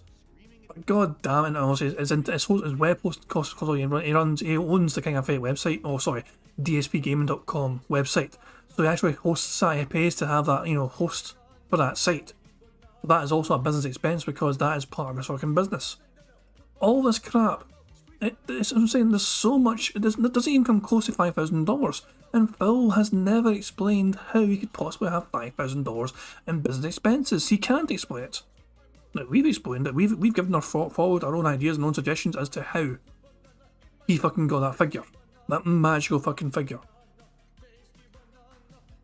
It's just incredible how much of a fucking child this person is, 40 years old, and he's fucking relying on handouts from his fucking mummy and daddy replacements to fucking chat. Chris Dank says that's at least $7k a month he wastes on WWE champions, and God Lord knows what else food, booze delivered to his lazy ass, and the whale, horse, etc. Ramen Brahman says you have to babysit the child and give it presents and an allowance and be happy for the experience. Pretty much, it costs his fans more than anything else. That's what I'm saying. At least when you guys come here, there's a chance for you guys to win some money from me. Because obviously if we get a full house, then you guys are going to, one person in chat's going to win a fucking prize. With Phil though, it's more likely going to fucking cost you the longer you stay there. As you see, I have a setup that I like now. I'm not just going to add more and more action figures to it constantly. So I ended up getting a bunch of stuff. Like, what am I going to do with this? And it sucks because I feel bad. I didn't ask for the stuff. People just sent it, hoping that I would use it on stream. But again, they didn't run it by me. Gee, would you like this? And sadly, action figures I have no use for. I'm not going to be putting a ton of action figures in the background. You know what I'm saying? It's just clutter now. And I kind of like, man, I don't want to throw it out because they sent it to me, but at the same time, it has no value. What do you do with it? I just the last few years, I tried to clean out clutter. Remember, I just cleaned out my closet and I threw out a bunch of stuff. And now I got a bunch of stuff kind of again, and I got a bunch of action figures. Like, what do I do with these? Likely what I'm going to end up doing is I'm going to end up donating them. I'm going to probably go to, when they do toy drives and stuff, I could probably just donate them because I got a few of them now. People kept sending. I'm like, oh, I keep sending the action figures. All right. I figured let me save up a time when I can talk about it all together rather than me just one-off mentioning it. So now's the time. So please don't send that stuff. Again, the best way to go about it, if you're going to send me stuff, please run it by me. Now, there's another thing that I have to say. All right. I greatly, greatly, greatly appreciate people who want to contribute to the streams. I really do. Thank you all so much for that support. But if your intention of sending me something is because you want me to actively do a full unboxing of it on the streams, number one, I never committed to anything like that. All right. I never said I would. Number two, I have absolutely no idea in a lot of cases. Like I said, if this is a mystery box coming from someone, right? Like Dutch, I trust Dutch. Dutch has sent me now at least 2 mystery boxes, of which a lot of interesting stuff was in there that I can use on the stream. But you don't know what's in there. And sometimes, like for example, the address of the person who sent it's on the box. There's personal notes and stuff in the box. And the last thing that I would want to do is say, oh, let's do a live unboxing, and then accidentally put information out there about this person and end up doxing them on my stream by accident. That's the worst thing that could possibly happen. I don't want someone getting harassed online because of me. You know what I'm saying? That's the opposite of my intention. So I understand that some people get excited, like, oh, I'm donating to a streamer, and I would definitely like to have Phil show all my stuff live on stream. I'm not committing to that, and I don't even want people to have that idea. Here's the thing. Take a look at what time of year it is right now. I don't even have time to do the things I want to do with games. I certainly don't have time to be unboxing stuff and doing these special videos or anything like that, nor have I ever said I would. All right? So I don't want people to get the wrong impression. I don't want people to have overreaching expectations. Please understand, I'm grateful for anyone who's contributing anything to these streams, but I don't want to make people think like I'm overpromising and then under-delivering. I never said I would do that. And in particular, I don't want people coming in and say, oh man, why didn't Phil unbox this and that? Because I can't. It's too much of a liability. You know, years ago, maybe I could do something like that. Because it was funny, you know, 10, 15 years ago, big deal if accidentally someone's address goes out on the internet, no one cares. Today, it's like, prepare for weeks of harassment, you know, because these people are so, again, like the turd cloud that follows me around, it's going to drop the turds on you now. And I don't want that, all right? So, again, if anyone's ever interested in sending me anything, please contact me ahead of time. There's plenty of ways to do that. You can email me at darksidefil@hotmail.com. That's the primary way. And we can talk it out before you do anything, so that way I know exactly what's going on and what's coming, because I do have to be sure, you know, that everything is safe and it's not stuff that, you know, just got to be careful, right? Hope you understand. Thank you in advance to anyone who even thinks of contributing and helping out, you know, the streams. In particular, right now, you know, a great way would be, you know, donating credits to these game networks, because this week I got 2 games I got to get. I believe in another week there's another game or 2 I got to get. By the end of this month, if I even get to all the games that I'd like to play, okay, 1, 2, 3, 4, 5, 6, 7. There's 7 games that I'm eyeballing for this month. All right. And there's no guarantee that I'm going to be able to even play all of those.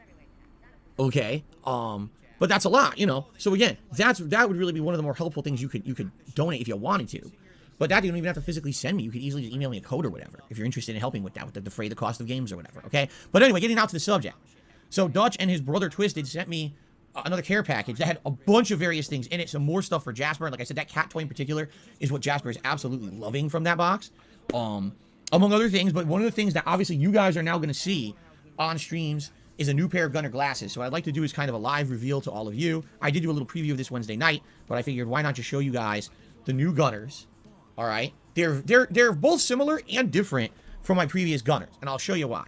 Frame-wise, they're almost the same exact size and form factor as my old Gunners. The frame of the glass is very thin. The other Gunners didn't have a frame. It was just the lens. These do have a frame, as you can see, okay? The actual bands of the glasses are completely different design from the other Gunners. They're made of what I would say is probably a plastic and metal. This is actually solid metal right here, and then this is like more plastic, okay? Now, these are good, and I'll tell you why. The other Gunners, again, they had this rubberized texture to them that over the years disintegrated. So even though I've been wearing those Gunners on stream almost daily for the last year and a half, those bands are gross. They're sticky and kind of nasty, all right? In this case, these are very nice. Though I'd say they redesigned their glasses in a nice way. So Naruto Ronin says he has no idea what he's talking about with glasses, and that irks me as somebody who makes glasses for a living. I'd never expected to have some fucking glasses authority in the detractor sphere, but here we fucking go. The things you fucking learn every day. Well, we have a detractor who's an expert on fucking glasses, and he's annoyed as hell about some of the things that Phil is saying about glasses, Gunner glasses. That's incredible. Thank you, Naruto Ronin, for you know, letting us know that Phil's talking to his ass when it comes to Gunner glasses. We could have guessed that, to be fair, because it's Phil after all, but thank you for being an authority in it and confirming to us that Phil is talking to his arse when he's talking about Gunner glasses. And the other thing is, you might say, well, why did they add frames fully to the lenses? I'll tell you why. Because these glasses would be incredibly easy to break. You know, I'm careful with my stuff. I don't think I've ever even dropped my Gunners. But can you imagine someone spending anywhere? Because these, by the way, are not cheap. I looked it up. This pair is around $50 or $60. These, when I bought them, I remember were over $100 over a decade ago. Now, can you imagine spending over $100 for glasses and you accidentally, like, you know, you drop it or misplay? Oh, you snap it immediately because it's only frame, or it's only lenses, no frames, right? That'd be pretty frustrating. So I feel that they did this. They put full frames on them to make them more sturdy and less, you know, more durable, less able to be broken. If you're wondering why is there green on the inside of those, it's because these are the special Razer edition. Like anyone cares that Razer game peripherals has a tie-in with anything. I could give two shits if Razer has an association with anything. And no, Razer did not make these glasses. These are from Gunnar. But I guess some people really like the Razer branding for some reason. So it's a Razer tie-in. So we have the signature neon Razer green on the Gunnar glasses. Okay? So, moving forward, these cool glasses will be the Gunnars that I'm going to be wearing. All right? Now, I'm not saying that I'll never wear the classic Gunnars ever again. All right? But what I'm saying is, this obviously is nice. These are going to probably be more comfy. And they're also, you know, the newer design. I don't know if they've improved the lens technology in the last decade. They very well might have. Prophet's fucking having a real good laugh, and I missed it completely. Prophet says, lol, Phil said he was careful with his stuff. Remind us, what was broken down last month? And we've seen the cable mess in his room as well. It's an excellent fucking point from Prophet. His dishwasher's broken, the TV broke, the fucking shower in his fucking bathroom is broken or whatever. So many things are breaking around the Philton house. The snort fort has a bunch of things breaking all the goddamn time because Phil is not taking adequate care of his fucking shit. Never mind his fucking PC. He needs a new PC as well, remember. He needs a fucking brand new PC because the fucking current one he's got, he's not cleaned out once, he's not taking good care of it, the hard drive's fucking dying. But yeah, Phil takes fucking good care of his fucking possessions. Aye, fucking right. You don't. Naoto Ronan says, those glasses are non-RX and he's supposed to be wearing RXable glasses. They won't help with his vision at all. The blue light coating is a joke. His frame isn't even fitted to his gouty head. There you go, there's a glasses authority on the matter there. Naoto Ronan with his take on Phil's brand new Gunnar glasses. And Lord D-Dog says, slime mould on the Wii controller. Yeah, I forgot about that as well from the Closet Queen out. Slime mould on the Wii controller. Phil takes such excellent care of his possessions, doesn't he? I wouldn't trust this fucking manky bastard with a teabag. So some people are actually asking in chat, what do Gunnars do? They do two things. The first thing they do is they reduce blue light. So when you wear these, yes, it is true, everything you see will have a slight yellow tint to it. It's not too strong. And for example, if I look at my monitor over here, at first it looks yellow, and then within a second my eyes adjust, and it doesn't look really yellow anymore. It kind of just looks normal. So it's not that big of a deal. I've been wearing Gunnars now for a year and a half, and it really hasn't affected anything on my streams. I feel like everything still looks good. But I'll be honest with you, they have absolutely reduced my eye strain from what I can see. You know, I used to tell you guys regularly, man, my eyes burn when I was playing games. And if you haven't noticed, I don't really say it that often anymore. Maybe every once in a while I get something in my eye, but I don't really say it that often anymore. I think it's because they are actually working to reduce the blue light input. Now, the other thing that they do, which a lot of people didn't know, and I didn't even know until these arrived and I read the documentation that came with them, they do slightly improve your vision. Slightly. Very slightly. They don't claim to do any kind of major sight enhancement, but apparently there is a very minor sharpness improvement using Gunnar glasses as opposed to not. So you will get slightly better sharpness in your vision using Gunnar glasses. You want to know the truth? I think I've noticed it. I do believe that wearing the Gunnars over the last year and a half, I have noticed a small improvement, very small. Well, an improvement is an improvement, right? A small improvement to, like, for example, if you wore reading glasses, they kind of do the same thing. That's really what I feel when I wear the Gunnars, okay? So there you have it. They do have some purpose. Now, the Gunnars are implemented on my streams if I happen to raise $50 on any particular stream. It's our tier 1 reward for raising a certain level of tips. Does it really reward? Is there any significant reward? Of course it's not. It's just something silly we do. It's something to say, hey, yeah, you know, thanks for the support. I'll do something silly. Let's put on some glasses or whatever to look a little different. Thanks for the support, but I'll make sure it's fucking $50 goddamn dollars. There's nothing significant about it for you guys. I just fucking want to get as much fucking money from you as possible so I can just do this thing. Money, money, yeah, yeah. Money, money, oh, money, money, yeah, yeah. Money, money. Thank you very much to Black Mentor Super Chat. It says it's almost like he's medically required to wear glasses for his garbage vision or something. He is.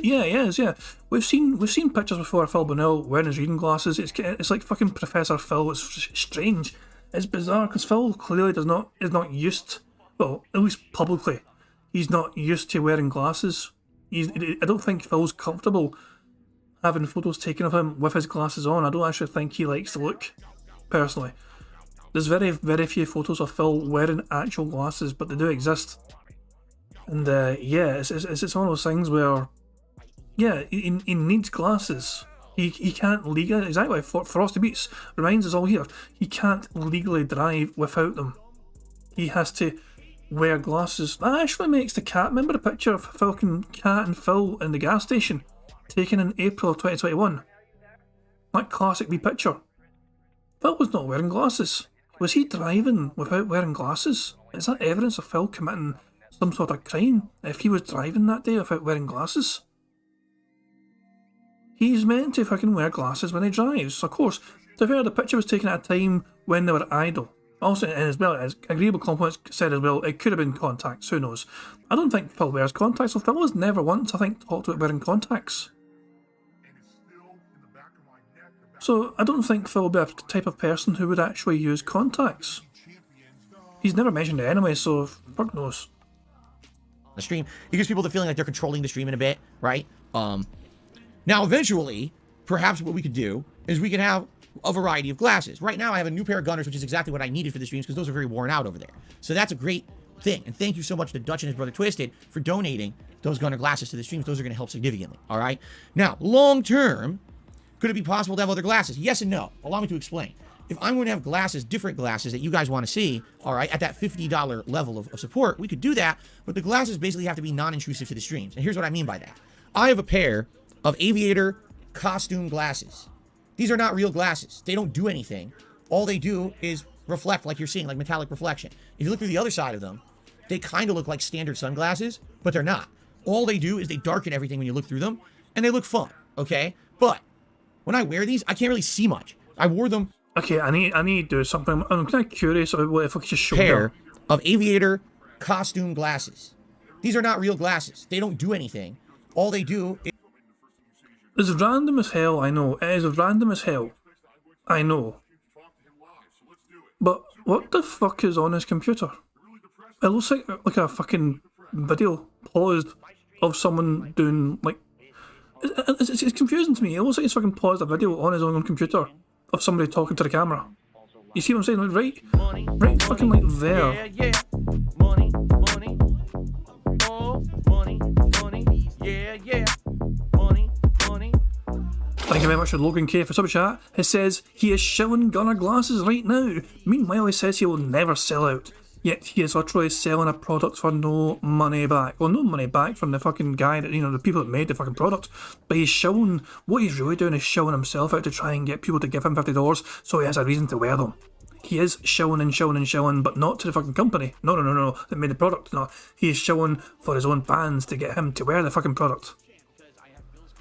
You can zoom in on YouTube now, right? I don't know if you can. What I can try and do, randomly, arbitrarily, is, this is not going to look good, by the way. This is not going to look fucking that good. But, let me see if I can do something with this. Oh, that didn't go to plan 2 seconds. Well, hold on. That was wrong. Was it this? Oh, that's not going... Right, hang on, 2 seconds. Let me just randomly fucking arbitrarily do this. Right. hang on, there's more to it. Yeah, fucking, there we go. Fucking, there's your fucking enhancement right there. Thank fuck for 1080p. Yeah, that's not going to work. We tried, but yeah, that's not fucking working. God damn. Alright, no more filtering. Hang on. There we go. Is reflect like you're seeing, like metallic reflection. If you look through the other side of them, they kind of look like standard sunglasses, but they're not. All they do is they darken everything when you look through them, and they look fun, okay? But when I wear these, I can't really see much. I wore them when I was playing Flight Simulator last year because it made me look like a pilot, like aviator glasses, right? So people like that, but now, since then, people are like, well, why don't you just wear those for other streams? I can't. If I wear them, I can't even see. I would be able to, if you imagine me trying to play a new release, I can't see what the hell I'm doing. Why am I even playing it for then, right? So, these are not viable, right? But, long term, maybe you get a pair of reading glasses, you get a pair of, actual sunglasses that are not dimming so much that they affect the gameplay. You know what I'm saying? Like, it's possible, but it has to be something that doesn't affect my streaming. All right. Like, so what about a monocle? A monocle? You think a monocle is comfortable? You know how distracting it's going to be kind of like this? I have a monocle in my eye when I'm trying to play a game. We got to be realistic here. All right. This is not costume dress up stream. This is supposed to be a gameplay stream. Well, you can't just fucking say it's not costume dress up stream when you're fucking trying to show a whole bunch of different fucking hats to wear when you hit fucking $100 and a whole bunch of different fucking vests to wear when you hit $150. This is a fucking... You fucking literally dress up for people when you get enough money given to you. It is a fucking dress up stream. It's like fucking some sort of strange, bizarre reverse OnlyFans when people are actually paying you money to put on more clothes rather than fucking giving you money to take them off, like most fucking female content creators might have to be encouraged to do out there. So eventually, if we end up getting glasses in the rotation, and we have a variety, what we could do is maybe when you hit $50, you can vote on a set of glasses. I'm okay with that, but we have to see what kind of glasses we'd want. And I don't even know, honestly, what out there would make sense. You know what I'm saying? I don't know yet. I have to think about it. I'm sure people will now send me a bunch of suggestions. Okay. Okay, so, guys, thank you to Dutch and Twisted for the donation. You know, like I said, it was various stuff. But the thing is, again, I'm not going to be doing a live unboxing because, you know, there's potential to sadly put people at risk. And quite frankly, in addition, do you really want everyone knowing every single thing that's sent here? Especially like you have a private letter. They wrote me a letter, nice letter and stuff. I'm reading it with my wife. I'm like, wow, this is so nice. You know, I don't want to have that on the stream. That's for, you know what I mean? That's supposed to be like personal between us and someone who likes my content and wants to say something nice as opposed to something that's out there for public consumption. You know what I mean? So there you go. So thank you. And again, if anyone is interested in possibly donating anything to the streams, please contact me ahead of time at darksidefil@hotmail.com so I know. I'd like to remind people that the guys actually wanted... I mean, Phil knew he could trust his source to unbox it. He knew he could trust the source, and they asked him if he could unbox it. I don't know if Dutch did, but the brother did. The brother was on stream the other day and fucking kind of freaked Phil a bit by saying, Phil should have his package by now. And Phil was like, how the fuck do you know that? I was like, yeah, I'm Dutch's brother, you know. Like, we sent it to you, we know. But, nah, he was actually hoping for a fucking unboxing on stream. So he knew he could trust the source. But Phil chose not to do it anyway. And this fucking rather bizarre reason. I was like, I might dox you. I might fucking dox you. We'll just fucking score out the fucking shit. You've got marker pens, Phil.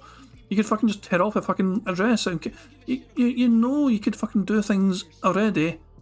You could even have the box out of fucking view of camera. So when you fucking pick things out of it, you don't fucking... You can... For fuck's sake, Phil was just being a fucking arsehole. He's been a fucking picky bastard, man. Any reason to not fucking do more work. Know what's going on. Again, anything that I just get, I don't know what it is. Sadly, it just goes right into the trash. Okay? There we go. Okay, now we can get to the news at hand, because I just want to make sure I didn't miss anything. I'm pretty sure I didn't. I'm pretty sure I covered everything I wanted to cover before we talk about God of War. Let's just double check. Yeah, Final Fantasy 16 is supposed to have a release date by the end of the year. It's not a big deal. I think we all kind of knew that anyway. Yeah, okay. Yep. All right, so, the big news. Right? What is the big news? The big news is very simple. Alright? God of War's early reviews are out. Alright? And across the board, there seems to be a consensus in the gaming community that is not only better than God of War 2018, hands down, it's the best God of War game ever made. And for many people, they have completely flipped. Allow me to explain. Earlier this year, when Elden Ring came out, a lot of people looked at it and said, there is absolutely, positively no way I can even surmount. Positive. He said positive. As an hour bingo on the board. In Yaldi, there we fucking go. By the way, I actually used to have absolutely positively included as its own bingo thing. In the end, I just changed this just to have just a bit positive essentially. Positive only. I don't think I've got absolutely on there. I do actually. Absolutely is part of the fucking list. Okay, cool. So absolutely and positive are their own separate things, but before it used to be the one thing only. But there you go. Phil does say it quite a bit. Also, look at that fucking pause. Eyes or fathom that in the year of our Lord 2022, that there could possibly be a game that would upstage or beat the amazing level of presentation, the complexity of combat, the groundbreaking advancements in world exploration, and the nuances of the universe that Elden Ring has produced. Elden Ring is Game of the Year 2022, and that's my opinion, and absolutely nothing that happens in 2022 could possibly change my opinion. I don't care that God of War is coming out later this year. Elden Ring, Elden Ring, Elden freaking Ring. And now everyone says, no, God of War is Game of the Year. Like, wait, what? So, yeah. Is it a bandwagon approach? I don't know. But most gaming outlets, even independent reviewers who got this game early, are essentially saying it is an insane masterpiece. It is the best of all worlds. It is exactly what you want from a game. It's actually a sequel that surpasses the original. It's great running both on PS4 and PS5, while PS5 is essentially a better version. The PS4 version is perfectly gorgeous and runs amazing. Like, basically, everything is glowing for this game. All right, now, I'm not going to spoil anything because I don't know any spoilers. I didn't spoil myself. I skimmed through a few reviews to see if there was anything really negative said about the game. Here's essentially what everyone's saying. Main story is around 50 hours long. Holy shit. What is this, Red Dead Redemption 2? I guess so. 50 hours long just to beat the main story of the game. Yeah, yeah. Money, money. Oh, money, money. Yeah, yeah. Money, money. Money, money. Yeah, yeah. Money, money. Oh, money, money. Yeah, yeah. Money, money. Oh my, 2 for 1. First of all, thank you very much to Black Mage. For super chat, it says, I thought reviewers were all paid shills, dude. Yeah, Phil fucking seems to change his tune all the fucking time, depending on what the fucking game, the game journalists are all fucking saying. It's bizarre. He wasn't happy all these fucking establishments and outlets got these fucking game early to fucking review it, but at the same time he's going to trust what they say about the game. Because, well, let's be honest here, Phil needs to hype for his own benefit as well. This is a big fucking game. He needs to fucking have good hype for this big fucking game because he wants that to fucking translate into a lot of fucking views, a lot of extra members, a lot of extra tips, a lot of extra financial support for his channel as we come up towards Christmas time. So Phil is naturally going to be all on board of trying to, build on a hype so he can try and get that hype onto his own fucking channel for when he's playing the game himself later on this week. So yeah, Phil's absolutely on board with fucking all aboard the fucking hype train, and he's going to hope that that fucking translates into a fucking uptick in contributions and maybe another email turn up, because email loved Elden Ring. Okay, he absolutely fucking was all about fucking contributing to that fucking game. Whenever Phil played that game, email turned up and massively supported big time. These days, it doesn't seem to matter what Phil's playing. Email will occasionally turn up and drop 100 here and there, just wet, but it's just for the sake of just being nice. But Elden Ring was the fucking game that really did draw out email support from before. So I think he's hoping for either email to do likewise with this big game, or maybe a different way of whatever existing or new or whatever to fucking come along and really just fucking support Phil massively with his fucking big new hype release. So that's my take on why Phil's all aboard the fucking hype train for what all the journalists are fucking really saying this game's going to be absolutely amazing. So thank you as well to Yai Jackie for super chat, and she says, a YouTuber I know very well named Jeff Holiday, shout out to Jeff Holiday, he does unboxing during his wingnut roundup. No doxes ever happen, so Phil, it can be done. Well yeah, but that requires effort from Phil Burnett. You can't expect Phil to fucking put effort into the fucking content he makes. It would kill him, for fuck's sake. No, low effort fucking bare minimum, low effort, fucking just sit there, hit record, do it, no editing, no fucking. The only editing that fucking happens for Phil Burnell is just him pressing the fucking button to record. I'm going to record this bit and then I'm going to stop recording, and that's that. No editing required, just upload. Then he's ready to fucking edit, record his next part, so hit record, play the fucking game, blah blah blah blah blah blah blah. I'm done, hit stop record, upload that part. Minimum fucking effort for Phil Burnell on his channel, his business, his livelihood. He's not going to fucking care about putting effort into that fucking shit. Why the fuck would he? He's a lazy bastard. He's been a lazy bastard for fucking last decade. Hoping for fucking people to come to him and give him fucking money because what? Because all his fucking fans have put the effort into it for him. Everything you see behind him is essentially his fucking fan given. But, yeah, pretty much actually everything. Even fucking Pokemon lamp. Cat gave that to him. Jesus Christ, man. Nah. It's one of those things, Phil could easily do it. There's definitely ways Phil could do unboxing videos. He's just too much of a lazy bastard to fucking put the effort into it and put the time into it. He just wants to fucking sleep late, wake up 30 minutes before stream starts, roll out of fucking bed, still in his fucking jammies practically, at least from the fucking lower half down, and just fucking play the goddamn game. And wait for the money to roll in. He's a lazy fucking bastard. The game. If you do the side content of the game, it's 80 hours long, and most reviewers are saying this is basically the new Witcher 3. That this game has side content that is incredibly meaningful. And if you skip said side content, you're actually doing yourself a major disservice because... Meaningful. because you're missing out on insanely well-written plot and some of the most unique fights and enemies in the game because they put so much time and effort into it. Yeah, you can rush through the game and beat it in 40 to 50 hours, but you're only getting half the content then, and that's really stupid. Okay?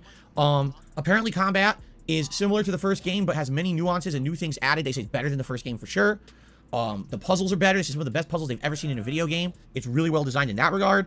Like, essentially, most people are just saying everything about the game is amazing. Anything, if you were a fan of the first game, this is absolutely your game of the year. There's no way it won't be, because it just improves upon everything you wanted from that first game. And by the way, they're basically saying, yes, the story has a really good ending. It's not one of those games that has a shitty, disappointing ending and say, hey, play the next one. No, this one's like a conclusive, definitive ending. They're saying some of the best written emotional scenes ever in a video game ever made. Wow. That's awesome. I love that. I hope that was some of the stuff that I liked about the first game, is that it brought a lot of emotion that the original God of War games didn't have, when it was just Kratos murdering everything around him. Having that touch of him being a father now, changing the plot, right? That's really cool, and now I'm curious to see how that's going to affect things. I saw one actual criticism that stood out to me, and it's not a spoiler. But if you want to know absolutely positively nothing about the game, here's what you should do. You should take your two fingers like this, and you should plug your ears. And what I'm going to do is, when I'm done with talking about this one very brief moment, I'm going to waggle my hands like this, okay? So when I waggle my hands again like that, it means that any kind of minor spoilers is over. For those of you who don't care about minor spoilers, stick around, all right? So here's the one legit criticism I've seen about the game. Mute or stop listening right now if you don't want it, okay? So the game kind of pulls a Last of Us 2, but not really. What I mean by that is, I guess you're not always Kratos, okay? You get to play as other characters, or one other character. I don't know, because I didn't spoil. But basically, there's playing as another character, all right, at some point in the game. And a criticism that I've seen is that you love being Kratos. I mean, that's the whole point. You're Kratos. You're upgrading his abilities. You're solving puzzles to get better equipment. And what ends up happening sometimes is you'll end up in an area as someone else first, and you see all the shit you want to do as Kratos, and you can't do it yet because you're the other character. And you get frustrated because, like, fuck, I want to do it. It's like playing Zelda, and you see all the shit in the Zelda environment that you can't do right now because you don't have the hook shot. Like, motherfucker, if I had the hook shot, I could do all this shit right now, and I can't wait to come back and do the hook shot. And you know what I mean? That kind of nags at you for a while till you get the hook shot, and then you come back, right? And in addition, I guess what they're saying is, it's annoying because you might spend hours as Kratos getting all these abilities, getting a new armor, and then immediately when you go to use it, oops, now you're stuck for 3 hours as another character. And you're like, oh, fuck, I just got all this new stuff, I want to use it, and I can't. You know? So I totally get that.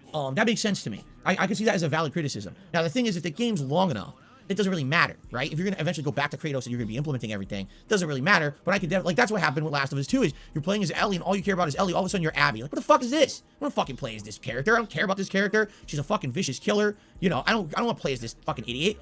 And then they're trying to humanize Abby, and you hate Abby. She's like, she's a fucking idiot. She murdered Joel. She fucking is a scumbag. She's cheating. Well, she's sleeping with a dude who already has another girlfriend who's pregnant, and she sleeps with him anyway. Like, wow, what a great person that I aspire to play as in a video game. The most, the worst fucking character possible. Yeah, everyone spun the narrative saying that she was a... In that case, then, Phil must not like Kat too much, because Kat was with Superman. Yeah, I was just thinking it sounds like Kat. Like Greg likes, like, yes, Greg like caught it as well. Sounds like Kat. Kat was with another man. She had a boyfriend at a time when she met and talked to Phil Burnell. She, behind Superman's back, went to Phil Burnell, flew out to wherever, and Superman found out about that. Superman found out and told Kat to get the fuck out of that house. And so Phil had to fucking speed up the process of moving Kat in to his domicile. Hashtag save the house. Remember that? Hashtag Save the House was all about getting the funds required to get Kat moved in to him. And therefore the house was saved because Phil had a new stablemate in that home. And apparently she fucking, she loves cooking, she loves cleaning, you know what I mean? She's gonna be such a fun person to have around, and I can't wait for her to show up my content, and it's gonna be great, you know? Nah. She fucking breaks everything, Phil. From fucking exercise bikes to fucking vacuum cleaners to fucking bathrooms. No. And she fucking doesn't want to appear in your fucking content anymore because you're fucking toxic as shit or whatever. And then she's one of these things that you can't look after her and protect her whenever she's fucking on your content. You can't hide a chat from her. No. Everything you're expecting to get from her has not happened. In fact, I'd say she's done me more harm than good, Phil. Jasper's been far more beneficial to your content than fucking Kat has.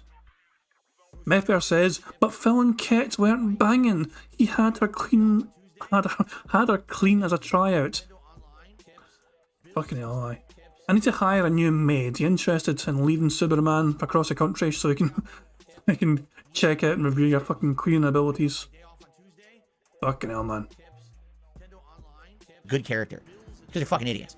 But anyway, I digress. See, the point I'm making here is that if you are used to one thing and that's what you're expecting, and then they pull a bait and switch on you, you can get frustrated. And some people liked the Abby surprise in Last of Us 2, and some people absolutely fucking hated the Abby switch and was pissed off about it. All right? So I can get that if you're playing as another, and again, I don't know who the character is, or characters, it might be more than one character, I don't know.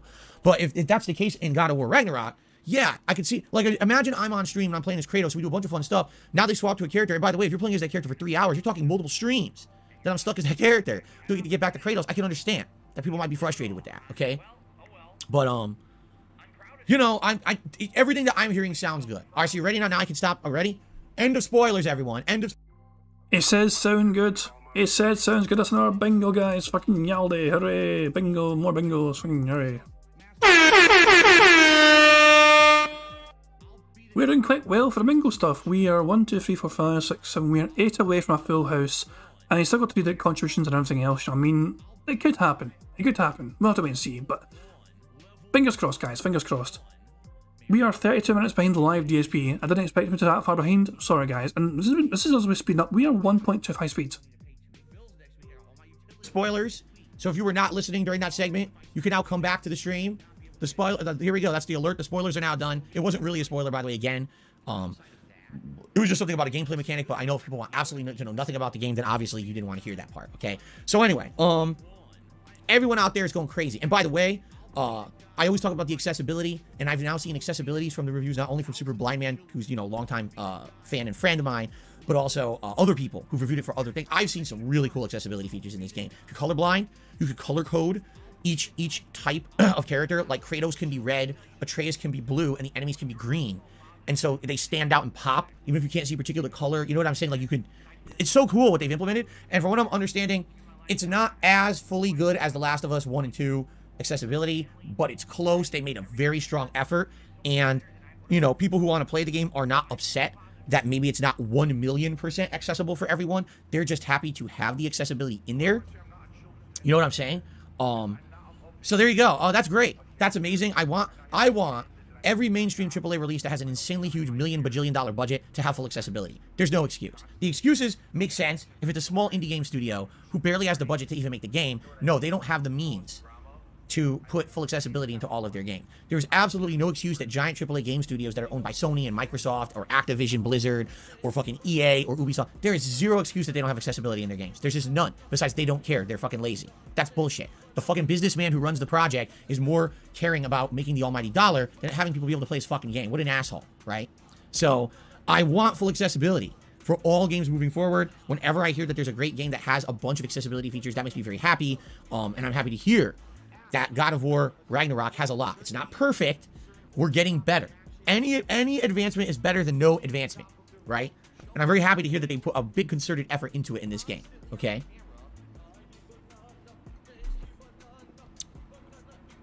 What?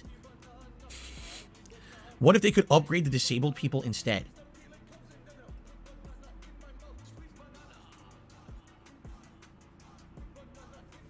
I cannot believe Phil actually read that out. There's a soundbite for you.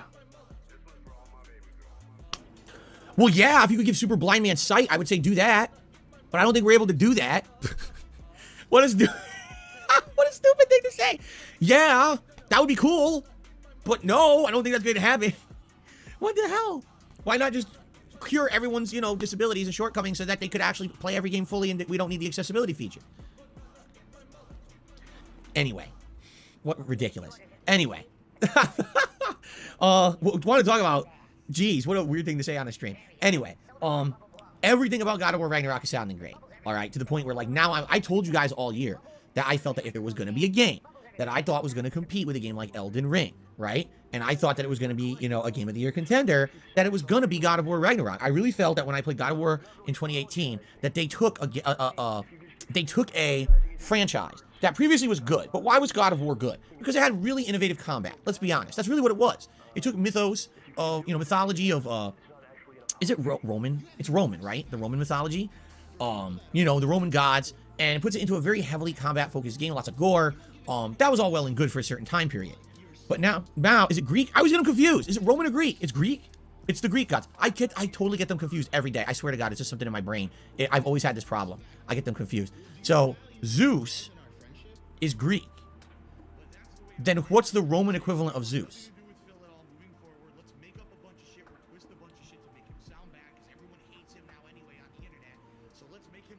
Mars? Jupiter. Jupiter? Was it Jupiter? And then Ares is the Greek god of war, and Mars. Money, yeah, yeah. Money, money. Oh, money, money. Yeah, yeah. Money, money. Holy fuck, man. Phil trying his best to sound smart, but he's fucking well out his fucking depth here. If I don't fucking know what I'm talking about, Phil, I don't pretend. I'm very upfront about that shit, you know. I'm not going to fucking pretend to be an authority on some things. Thank you very much to Black Mention Super Chat. It says, Super Blind Man's guide stick must taste so yummy. That's a bit creepy, but yeah, Phil is going fucking, you know, Jesus Christ, man, he's going balls deep there and fucking taking that, and he's doing his best to fucking be nice to Super Blind Man because it's that time of year where he fucking wants to, you know, come across as that. He only seems to fucking care when it comes across as things. It's never a random time. It's never a fucking random time in a fucking year where Phil is quite happy to talk about Super Blind Man and call him his fucking friend or whatever. It's round about the fucking time of year when Phil needs to fucking make a good impression on Super Blind Man. Round about the fucking time of year when his big game is coming out. It never fucking does it on a random fucking day of the week, however, you know, just when nothing's happening really. And says, you know what, remember guy Super Blind Man, he does content as well, he does streams as well, Super Blind Man, he's all big on accessibility, whatever. It never does that. It's only when he's got something to gain from it. Money, money. Oh, money, money. Yeah, yeah. Money, money. Thank you very much to Yaman Jackie for Super Chat, who says his lack of Greek mythology is irritating. He keeps mixing Roman and Greek because Romans stole a lot from the Greeks. Fuck my life. Well, to be fair, a lot of different, you know, mythologies and all that did, you know, take a lot, and steal, you know, it happens across everything, you know, some of these things, you know, and like, you know, it happens across, it's not just the one thing that's stolen from another thing, it happens quite a lot in all of these different faiths or whatever and everything else, and mythologies. And it's just, basically that's what it is, it's all just a bunch of different stories that are told differently and bastardised differently, and some parts of these stories are taken from this culture, that culture, you know, yeah. That's basically it. I mean, what's a classic example? Our depiction of like God bears a striking resemblance to Zeus. Apparently, you know, like, you know, for like, you know, the Western, like, you know, our depiction of God bears a striking resemblance to Zeus, just coincidentally. Like, you know, that kind of, I mean, just kind of, you know, hand in hand, the same kind of thing. When you think of Zeus, you think of God. It's like, oh, they kind of look like twins. For a lot of people, anyway, that's the case. Ideal says there is a whole thing with Romans taken from Greece. Yeah, precisely, yes. As I said, it kind of happens a lot in culture, you know, these kind of cultures anyway, where a lot of things, it's not just Romans to Greek, but a lot of different things, yeah. But yeah, the Romans did borrow quite a bit. There's no denying that. Mars is the Roman god of war. Okay. Now you know what? It might stick. You want to know why? Roman is planet names. If I remember it that way, maybe I'll never have this problem ever again. If I make associations in my brain, usually they stick. Yeah, you say 30 days, past September, April, June, and November, all the rest are 31 except for February, because it's a little like a rhyme, so you always remember which ones have 30 days, which ones have 31. Same thing here. If I remember, Roman is planets, Greek is not. That might help me. Okay, so Kratos killed all the Greek gods in a combat-focused, really innovative series, but now they take it into a new dimension by having really great storytelling, puzzles and stuff that really wasn't present in the previous games. You know what I mean? Like, I really like that, but I enjoy the franchise. I really feel, I mean, as long as it delivers on everything that people are saying, I think this will likely be a shoo-in for my game of the year. But of course, this is me not having played it at all. This is just me with preconceived notions based on things I'm hearing. Sounds like it's going to be my game of the year. All right, but we'll see. I loved the first one. It was my game of the year 4 years ago. Stands to reason. This one would probably be a top contender. I'll be honest with all of you. Before this game, right now, my top contenders for game of the year, I only have two. All right, Elden Ring and Stray. Those are my two top contenders for game of the year, and I hadn't really decided yet which one I would be interested in more saying game of the year for me. They both were ridiculously good in their own way. You know, one basically totally innovating, and the other just doing its best in class effort ever. You know what I mean? So I don't know. This might, you know, I'm very excited to see what this is going to be. And by the way, so I said this starts on Wednesday. I'm going to play it all day long. Now, here's the thing. if God of War Ragnarok really is 50 to 80 hours long, we're going to have a challenge ahead of us. All right? Here's the challenge. You ready? Excuse me.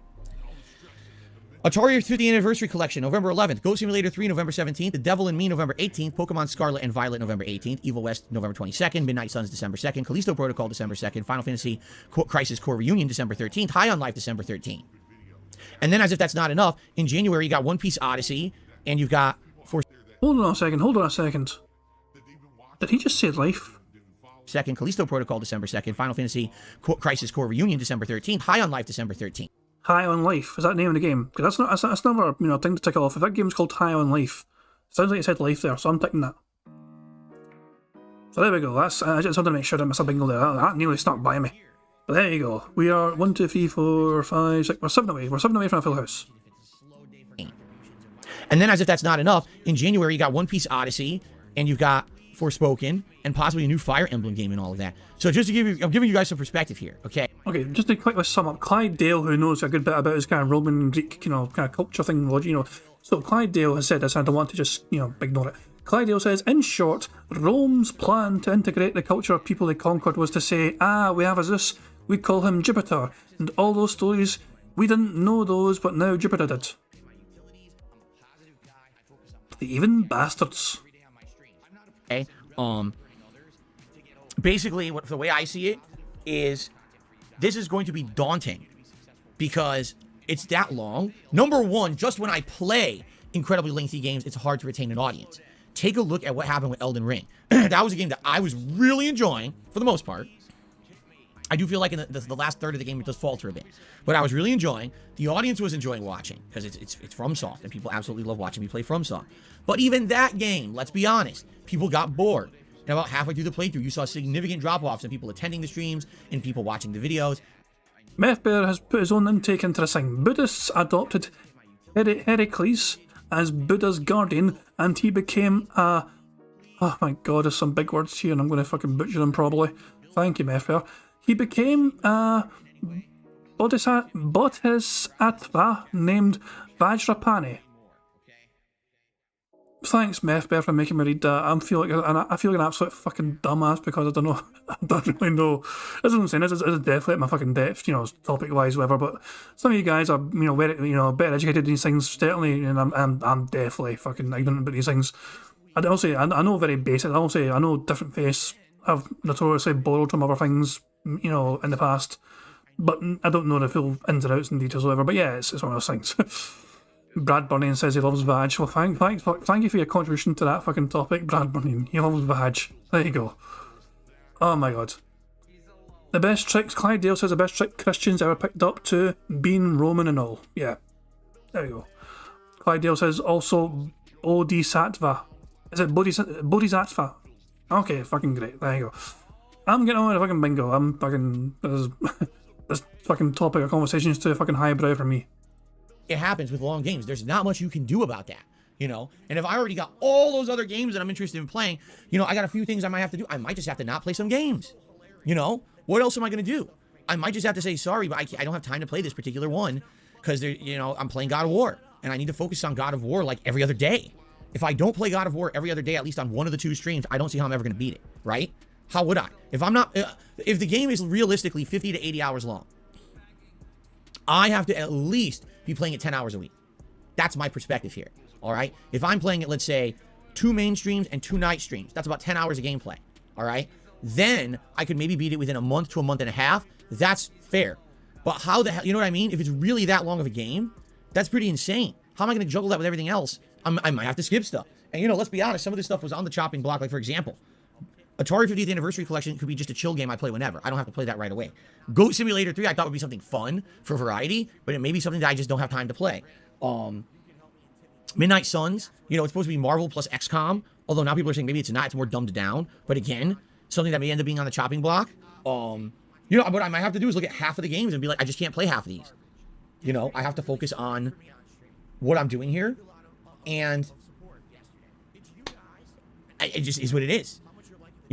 Especially if this game is going to end up being so insane and it's going to be like a game of the year contender, if not my game of the year. I want to play it at length. I don't want to rush through it. I don't want to skip content. I hope that you'll be along for the ride with me, because many of you are going to be way ahead of me. That's the thing. I'm a variety content creator. Yes, on launch day, I'm playing it all day, but outside of that, immediately I'm taking a day off, which means boom, most of you will be ahead of me. I strongly guarantee that you guys will all be way ahead of me in the game, and you'll beat it way before me. Much like Elden Ring, right? It was exactly the same deal with Elden Ring, where most of you were way ahead of me the vast majority of my playthrough, and so you were able to watch and tune in whenever you wanted without having to worry about spoilers. That's probably what's going to happen with God of War. So, I'm very, very, very excited for God of War. I hope that you guys are too.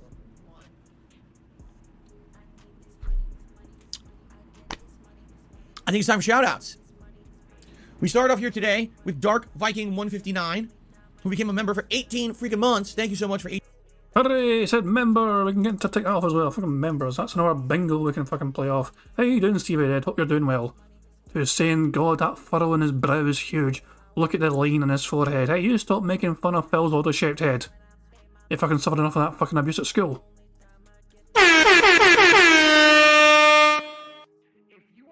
18 months to support Dark Viking. What do you think for Modern Warfare 2 DMZ mode? It releases 16th of November. I have no idea what that means. What is DMZ mode? I was aware of Warzone coming out next month. I don't know anything about DMZ mode. You're asking the wrong person.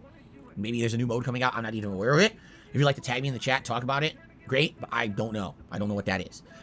Pedro Gamboa has done a super chat and says, Phil, what's your favorite God of War game? Also love your content. Keep it up. God of War 2018. Now, I played the original one on PS2 back in the day. I played God of War 3 as a brand new playthrough when the game came out. I played God of War Judgment, and I hated it.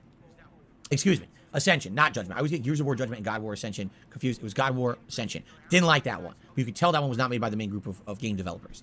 I never fully played God of War 2. I've only played snippets of it, so I can't really say there. But God of War 2018 was just so good. Seriously. DMZ mode is elite. It's apparently going to be like the game Escape from Tarkov. Oh, I've never played Escape from Tarkov. So, again, I don't know what that is. Besides people just telling me over the years that it might be something interesting for my streams. But I never got to it. Oh, that is absolutely positively disgusting. I'm really sorry about that, everyone. If I've disturbed you, well, that's a valid point. I just disturbed myself with my rapid fire belching. I'm very sorry about that. Okay. I'm sorry. I really don't intend to do it when it happens. It just explodes out of my body. It's ridiculous. Okay. So, let's see here. Guys, I want to say something. All right. If you are going to tip me, all right, I appreciate every tip, but there's a major problem here. Okay. I got some people who started to tip me under $1. I can't shout those out. I just can't. If people start tipping me like tiny amounts, I can't give any. I can't. The entire stream will be me shouting out small amounts. People. What a greedy bastard. What a greedy piece of fucking shit. It won't even fucking. There's actually. So, wow. The greed is strong in this one. Stop being such a greedy fucking boy. Just read out the fucking goddamn contribution. People used to do this when I first started streaming. People started doing like 10 cent, 25 cent cheers over on Twitch. And I can say that now because I'm not on Twitch anymore, by the way. Back then you couldn't even say that. You'd be like, oh, 10-bit, 25-bit. No, it was effectively 10 cents, 25 cents. Okay, that's what the equivalent was. So the problem was that people would sit there and do that, and literally I wouldn't be able to play the game. It would just be like, here's a tiny one, here's a tiny one, here's a tiny one, here's a tiny one, here's a tiny one, here's a tiny one. I couldn't do anything. And the pop-ups would just go nonstop on the screen. It was a method of trolling, all right? Now, I'm not saying that everyone who's tipping these small amounts is trying to troll, but when I'm getting tips that are lower than $1, I can't really shout them out, all right? I have to stick to my guns here and say $1 is the limit. It has to be at least $1. It's always been like that. And no one can super chat lower than $1 either, you know? So it's the same thing. Has to be at least $1, all right? Now, in this case, it looks like I actually got someone who did 3 smaller tips, and each one has an intelligent question attached to it, or something intelligent to say, and therefore I am going to read these out as an exception to the rule, because I'm only just saying this now, but moving forward, I have to be strict. I cannot be shouting out anything lower than $1. Is that fair enough? Does that make sense?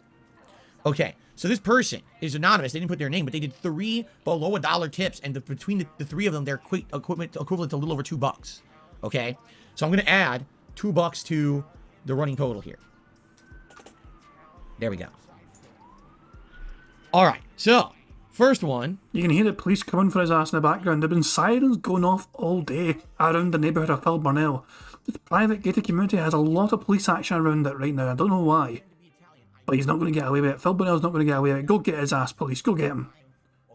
fucking Robin, he's fucking bent his blind. This person says, I asked you to play Dead by Daylight for years. The reasoning was the game was old, stupid, and no one plays it. What made you change your mind? I literally would never have said the game is old, stupid, and no one plays it because I like it. Why would I say it's stupid when I like the game? Why would I say no one plays it? Okay, hang on. We can debunk this. We can potentially prove Phil wrong here. We have a chance. Dead by Daylight. Now, Phil didn't play it first because he refused to play it. We need to go with the oldest options first, I think, you know. So Phil didn't play it back in the day, and he apparently called it stupid.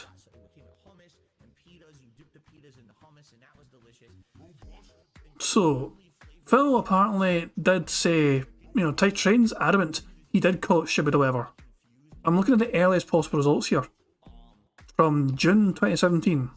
He's intrigued by Dead by Daylight. This is when he was talking about it on his Hate Live summer gaming plans of 2017. Do you think the game was out yet? But it's also got this unique seasoning in it that's really good. And then also a side salad, which was like lettuce, tomato, onion.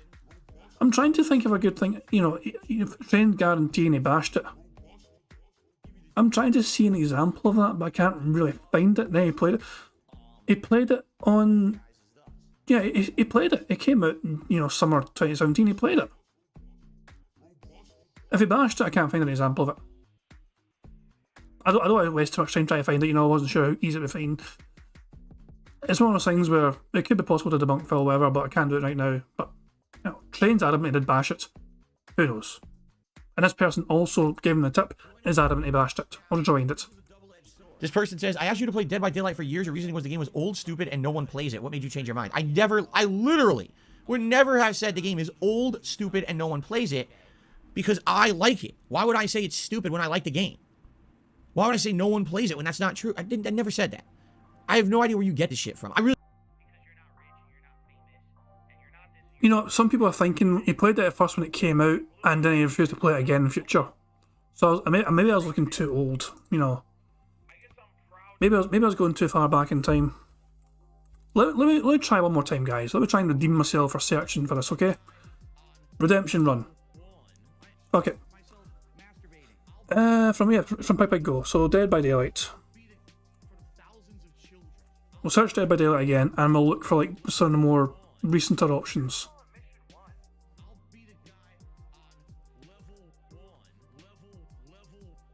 Dead by Daylight, Dead by Daylight, Dead by Daylight.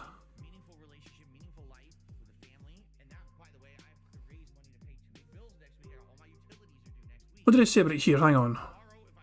Here's the deal, folks. Dead by Daylight. From what I'm to understand, this game is kind of the predecessor to Friday the 13th. And I know that might sound surprising. You're like, what? Wait, what?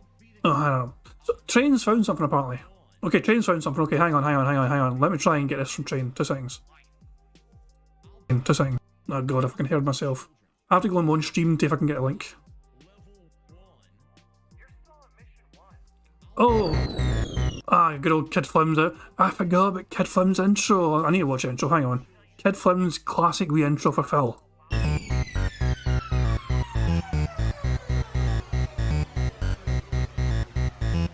And that was originally a fatter Phil, but Phil complained. Phil whined to Kid Flim, says, I'm too fucking fat, you made me too fucking fat, please make me a bit thinner. And Kid Flim's like, fine, okay. 2932, I am told, it was when Phil started complaining about this. So this was from May the 6th, 2022. Wow, this year. Not long ago. So 2932. Well done to Train for finding this, by the way. Let's see what he said. But, you know, it's kind of, for me, it's kind of like, really? They're going that formula? Dead by Daylight is a really old game at this point. Like, it's been out for a very long time, and people who wanted to play that formula definitely already have. And then we had the rip-off game of Friday the 13th, and that's dead now. It's kind of like, why are they trying to revive this formula of game, right? Like, I wasn't aware that there was a big demand for this kind of game, that we need another one. Like, we have Dead by Daylight. You know what I'm saying? That's the one. That's the big one everyone still plays. So why are they making kind of a new game in the same vein? And by the way, I'm not saying the game's bad. I'm just saying, for me, and the kind of content that I put out, I don't think I want to play it. It just doesn't sound to me very interesting at all. It definitely seems like it's going to be something, if you like that kind of game, if you're that kind of streamer, because there are streamers who do that kind of content, perhaps you'll love it. But for me, I don't think I'm going to like it at all. It just doesn't look like it's anything I'd be interested in. So it's disappointing because I like Evil Dead. I love the movie trilogy. I've seen a little bit of the TV show and I thought it was pretty good. And I was actually excited for this game. And now that I researched the game and I see what it is, I'm like, oh, why did they go that route with the game? It's kind of like, let's just copy everyone else and what they've done instead of doing any kind of an original game. Okay? Hold on 1 second. Excuse me. You're right. There's a clip. Well done to Train for finding that clip. Thank you very much for that. So there you go. Phil earlier on this year, May 2022. So there you go. Phil has been debunked by his own words from earlier on this year. Well done to Train for finding that. And what did Phil say? This person says, I asked you to play Dead by Daylight for years. Your reasoning was the game was old, stupid, and no one plays it. What made you change your mind? I literally would never have said the game is old, stupid, and no one plays it because I like it. Why would I say it's stupid when I like the game? Why would I say no one plays it when that's not true? I never said that. I have no idea where you get this shit from. I really don't, because people put words in my mouth all the time. It's like, what are you talking about? Dead by Daylight was released on Xbox consoles about 4 years ago. I got it and I played it, and I absolutely loved it. I thought it was a really good game. It ran like shit on the Xbox. It did not look good. It was choppy. But for what it was, I really enjoyed it. It was the first asymmetrical game I'd ever played. So I played it and loved it. And I played it for a while, and I kept it in my multiplayer stream rotation, but eventually people said, all right, we've seen enough. There's no new content for it. We're kind of bored. It's the same thing over and over, so please stop. So I did. I stopped playing it because you guys basically kind of told me you weren't interested in it anymore. About a year later, you wanted it for the Halloween marathon. Admittedly, it didn't work out that well, because at that point, I don't think they put any protections into the game to stop, like, harassment for it. So if I remember correctly, there were trolls who were fucking with the game. And in addition to that, there was, again, no new content added. So it was basically the same game from a year before, so it wasn't that interesting. Now, people have said over the years you should check it out again because now it has a fan base. It has all these licensed characters that have been tied into it. And that piqued my interest. And I was like, all right, maybe someday when we get a chance. And it just so happens you guys nominated it for the Halloween event, so we played it for a little over an hour, like an hour and a half. I actually thought it was fun. It's the same game, don't get me wrong, but you can tell they rebalanced it, they tweaked it a little bit. It runs beautifully on the Xbox Series X. I like the variety of killers now. We have no idea what these killers' abilities are because there's so many of them now. So I don't know why you would even say that. Seriously, I don't even know why you would say that because I don't think I've ever relayed. I never said, oh, the game is terrible. It sucks. When did I say that? I like it. Why would I say a game that I like sucks? Right? Maybe you said on a date I was really pissed off or something, but I don't ever remember saying that. But anyway, the reason I played it is very simple. People wanted it for Halloween, and it's a horror-themed game. Why not play it? Right? And enough people had nominated it for it to be in the event. So the same person had another small tip. Said, I want to let you know they have another licensed killer.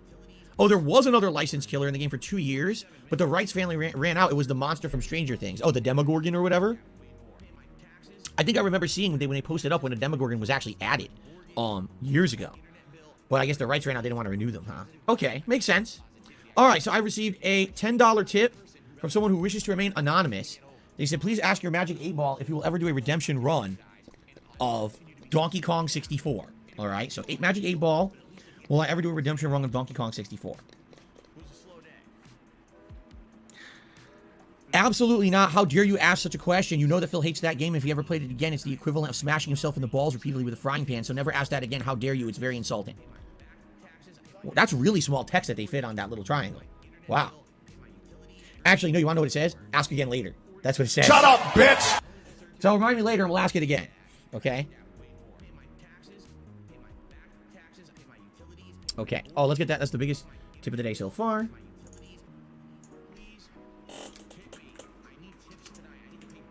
There we go. Oops.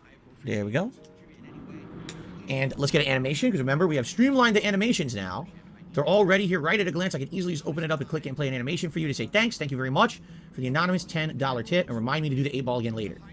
Looks like we've gotten a $20 tip.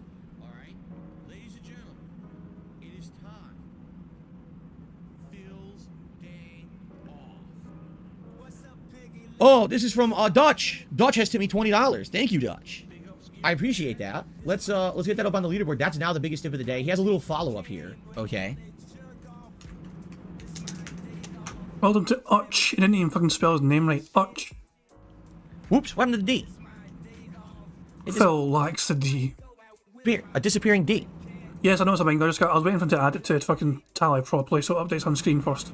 There you go. There we go. $32. There we go. We got over $15+ on tips. Thank you very much. That's another bingo. That's a double bingo, actually. Diagonal line from bottom left to top right, as well as the horizontal. Yeah, the vertical line, sorry, from the second row down. So it's a double bingo for that one. Fucking Yaldi.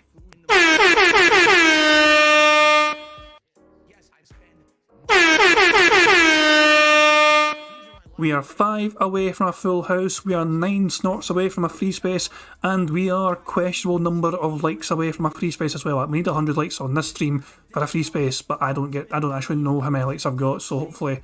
I mean, if we need 2 more free spaces, and we're only 3 away. We're 39 likes away from a free space there as well. Remember guys, if you like the stream, you get 100 likes on the stream, that's a free space, and there might be a difference between somebody winning 25 quid off me tonight and not getting any money. Just saying. Thank you, Dutch, for a generous tip this morning. Boom. There's a nice animation for you. Now, here's see what Dutch actually has to say. He says, I do have a last piece of info and a little bit of an apology to make. There's a YouTuber named it's the Duty guy. Duty's streams. The guy whose name is actually Duty. Tell me why you would want to be called Duty. But the guy's name is literally D-O-O-D-Y, like Duty.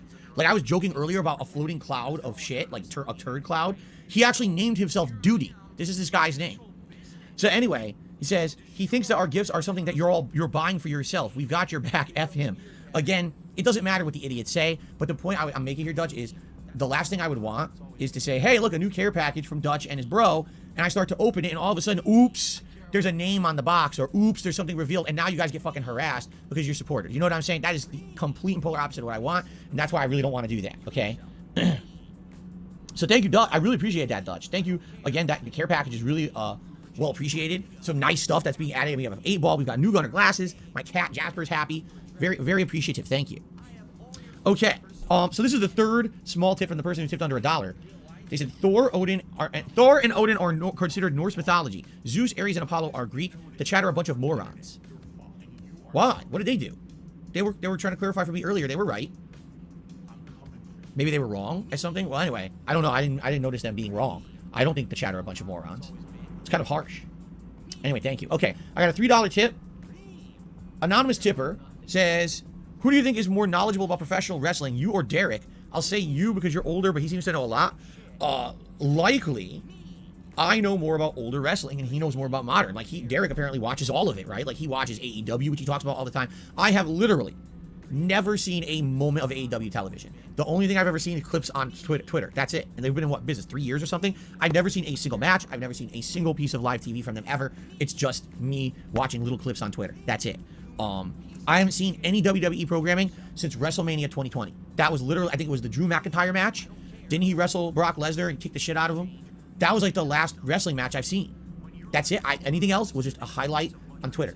I still follow the trends to try to be in the know in case I get asked. And let's be honest, I do like some of the silliness. It's like an adult soap opera, as they say, right? You get a laugh out of it every once in a while. But for me, it just got too tedious. It got too time consuming. It became too exhausting to try to follow professional wrestling in any kind of a capacity that made sense, and I gave up on it. So there you go. So Derek definitely knows a lot more than me in the modern day, but I would probably know more about the classic stuff. All right, another tip is coming.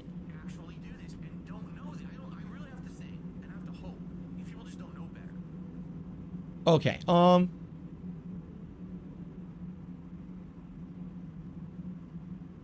no, Dutch. He did another tip, by the way, another $20 tip. And he's basically he's talking about his mystery box and stuff. Don't worry. Basically, when I was talking about the mystery box earlier, all right, so yes, some of the things that I referenced were in the mystery box that really I don't need. And he's apologizing that you don't have to apologize. It's ridiculous. Never apologize. But the point of me doing that segment is so that both you and others, moving forward, think you may be sending me some stuff, would know some of the stuff that's way more useful and not. Again, to reiterate, stuff that can be used on the streams. A new pair of gunner glasses is insanely useful, right? This magic 8-ball that's become a running thing on the streams that's incredibly useful. That's really cool. You know, credits for the digital networks, or things for my cat. Oh my god, Jasper's loved the vast majority of stuff that I've ever gotten for him. Very good fucking point. Steve Dead is asking what the fuck happened to his neck. I think he just did it to himself there a couple of minutes ago. Let me just rewind, like a minute or two. But I don't want, we can always go forward again. Will we catch him doing it? He must have done it there. It's not there really anymore at that point.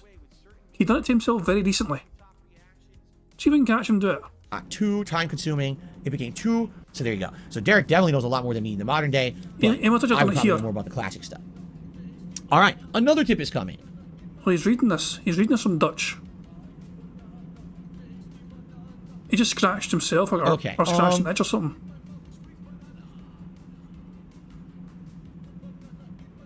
No Dutch. He did another tip, by the way. Another $20. That is there. That's how. So he literally just scratched his neck fat because it got slightly itchy, and it stands like a fucking sore thumb on his pasty white skin. Tip. And he's basically just he's talking about his mystery box and stuff. Don't worry about it. Basically, when I was talking about the mystery box earlier, all right. So yes, some of the things that I referenced were in the mystery box that really I don't need. And he's apologizing. You don't have to apologize. It's ridiculous. Never apologize. But the point of me doing that segment is so that both you and others, moving forward, thinking of maybe sending me some stuff, would know some of the stuff that's way more useful and not. Again, to reiterate, stuff that can be used on the streams. A new pair of Gunner glasses is insanely useful, right? This Magic 8-Ball that's become a running thing on the streams. It's incredibly useful. That's really cool. You know, credits for the digital networks, or things for my cat. Oh my God, Jasper has loved the vast majority of stuff that I've ever gotten for him. He plays with it. He likes the treats. You know, catnip, loves it. Okay, that's all awesome. Thank you for that. But there's certain things I don't need. I don't need clothes. I don't need toys like action figures. Like I said, yes, there were a few that were added, but at this point, I already have an ice setup behind me. I really don't need any more. You know what I'm saying? I'm just reiterating now what I said earlier. This is not, I'm not upset or anything. Just me just saying this is, you know, hopefully spreading some more information so people kind of know the kind of stuff that would make sense to donate. You know what I mean? Not that I appreciate anyone who wants to donate anything. That's so awesome that you guys like the content I do so much.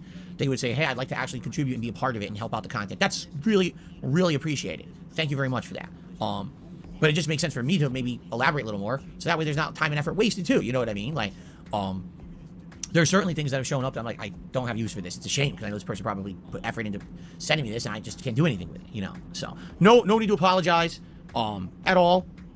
Thank you so much, Dutch, again for your support. That is another $20 tip. So let's play another $20 animation.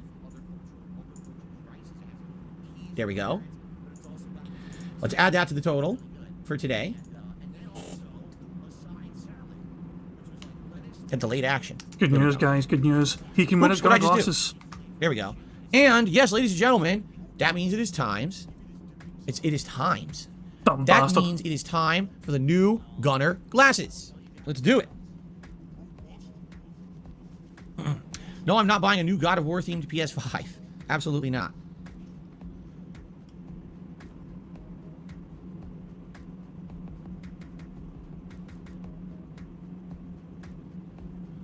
Comfy. They are. They're very comfy. Very nice. I just got to get used to them because the old ones didn't have rims, so I could kind of see the rims a little bit, but you just got to get used to them, and I guarantee it's going to be easy adjustment. There you go.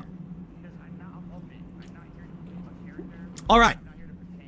I got another tip that came in. An anonymous tip, dollar tip. Exactly 2 years in, what's your personal opinion? Do you prefer? What is outperforming the other PS5 or Xbox? There is none. There's no outperformance when it comes to the consoles. They're pretty equivalent graphically, you know, and the capabilities as well. There's nothing between the two that's really differentiating them when it comes to the console hardware itself.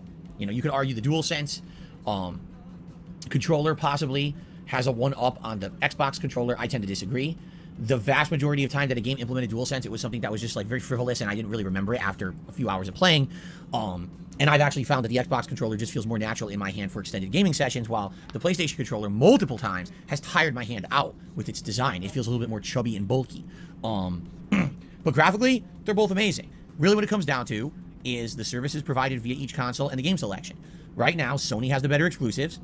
Xbox has the Game Pass advantage, meaning you have Game Pass, you're going to get free games every month. You're going to get a wider variety of game selection than you get under the new PlayStation Premium service, which I had, and it was nice, but it doesn't have a lot of tons of stuff. You know what I mean? Like, it has a limited amount of stuff on there, and you're not getting free games every month. You know, like, oh, maybe you want to get PlayStation Plus for a month because then you can get Stray. But once you play through Stray, you don't need it anymore. You know, that's what I did. I downgraded again. I had the PlayStation Plus like Premium, and then I downgraded back to my standard again because I don't need to pay extra money when I'm not implementing those games, you know. As opposed to Game Pass, every month I'm getting something out of Game Pass, right? Right now, Plague Tale is on Game Pass. I didn't buy it. It's on Game Pass, you know, and there's more games coming up that are going to be on Game Pass. So it's like, I just feel like I am getting a lot more value out of Game Pass than I was out of the PlayStation Plus Premium. So it's kind of like, what are you looking for in your console? Do you care more about exclusives? Do you care more about overall value? Do you care about which controller is better? There is no definitive winner this console generation at all, in my opinion. Either console is perfectly viable and good. There you go. That's right. I'm middle of the road, wishy-washy. I will not make a pick. So now hate on me. Okay. There you go. Someone tipped me $1 and is trying to troll me. And I'm just going to say thanks for the $1. That's it. I'm not even going to read the message because it's just trolling. I'm just going to say thank you for the $1. That's how I'm going to approach it from now on. I'm not even going to read troll messages. I'm just going to say thanks for the $1 and move on. All right. There was another super chat from Pajama Sam who says, how's it going today? I would say it's going well. So far. You know, we're about to jump back into Playtale right now. And hopefully make some great progress. Hold on. Did he just say react, or did that not happen? Two things. Someone tipped me $1 and is trying to troll me. And I'm just going to say thanks for the $1. That's it. I'm not even going to read the message because it's just trolling. I'm just going to say thank you for the $1. That's how I'm going to approach it from now on. I'm not even going to read. That's how I'm going to approach it from now on. Okay. I thought he may have said that's how I'm going to react to it from now on. Okay, my bad. He didn't say react. Make some great progress. We're in a very dark part of the game right now, literally and figuratively. So there you go.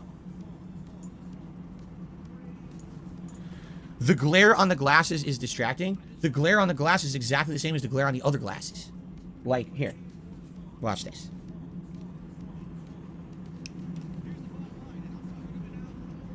See that? They're the same. You can even see when I hold it there, it has the same glare.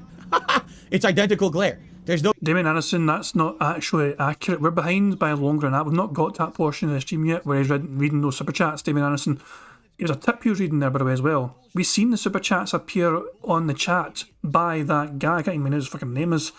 But maybe if I scroll up in Phil's chat, I can find it. Actually, two things. FecalFunny.com. He made the first super chat saying, why is the podcast getting longer? Do you hate games? And the second one was, why is Derek allowed to spam but no one else? Those super chats still exist in Phil's chat, meaning he did not lean the guy, did not ban the guy. The guy still exists.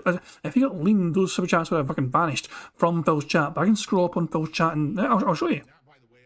Just in case you think there is. The second one was there, the first one was there. We've not got to this point in time yet when Phil was asked these questions. We're a bit behind by about 30 odd minutes still. So that's not what he's responding to. He's responding to tips, which we have no idea what people say unless Phil tells us, because the tip messages don't appear for us on Phil's stream. So there you go. But yeah, so he didn't respond to super chats. He responded to a tip. Didn't bother to read. Just for full disclosure, we are behind by Phil by about 40 odd minutes now. Jesus Christ. Yeah, sorry guys. I might go 1.5 speed. There you go. 1.5 speed. And we'll try and fucking catch up. And I'll try and not pause as much. No difference. It's the same lenses. The only difference is the frames. So, whatever. Anyway. Anyway. All right. That's it. We got everything done. We got all the shout outs done. So thank you guys. Great supportive return to streams today. So far, so good. Having a great time. I hope you guys are too. You know the one thing I didn't mention, which I forgot. Right here, I just want to point to the members. We have a members goal of 1,025 for the month. The reward is that the Christmas marathon happens, where I drink all day, I dress up in Christmas attire, you nominate games. The thing is, we're so early in the month, and right now we're not going to get a lot of new viewers right now. I feel like when we play Sonic Frontiers, when we play God of War, that's when I'm going to bring it up more. But I just want to say, please consider either becoming a member, renewing your membership, or possibly gifting some memberships to others. For the next several weeks to month, we're going to have way more viewers on streams than usual. Usually, typically, my streams have between anywhere from 250 to maybe 300 viewers, but I've noticed, a lot more than that recently as I play some of these releases. It certainly would be great if we get some more members and hit that goal and have the Christmas event locked in sooner rather than later. Please consider tons of benefits to becoming a channel member. All right. Apparently 2 more tips came in. I gotta read these quick because I want to get the gameplay at this point. When the Wolverine game comes out next year, will the Wolverine figure be out frontline and center for the playthrough? I mean, it's already kind of prominent behind me, don't you think? It's already front and center. But I don't know how I could put out even more.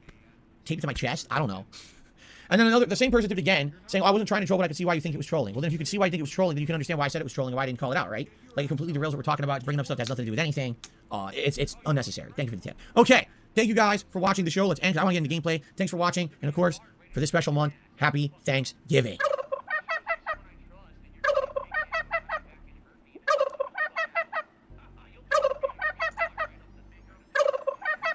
Okay, let's get set up here. Swap over here. Here we go. Let's get the camera resized. There we are. Good. Is that good? Is that in the right spot for Playtale? Playtale was top right, correct? I'm pretty sure it was. Okay. Well, I guess we'll see when we boot it up. But I'm pretty sure that's where it was. All right. We're just going to jump right in, guys. I'm not going to take a break or anything here. If you remember, we're in the middle of a very dark puzzle-filled segment of the game where the rats have invaded the island that previously didn't seem to have any rats on it, but I think that was just wishful thinking because now they're there and they're in huge numbers, destroying everything, killing everyone. Pretty messed up stuff. And I'm excited to see where the plot goes today for sure because we don't know what's going to happen. It's top left, not right. Is that true? It's supposed to be in the top left. I'll change it then.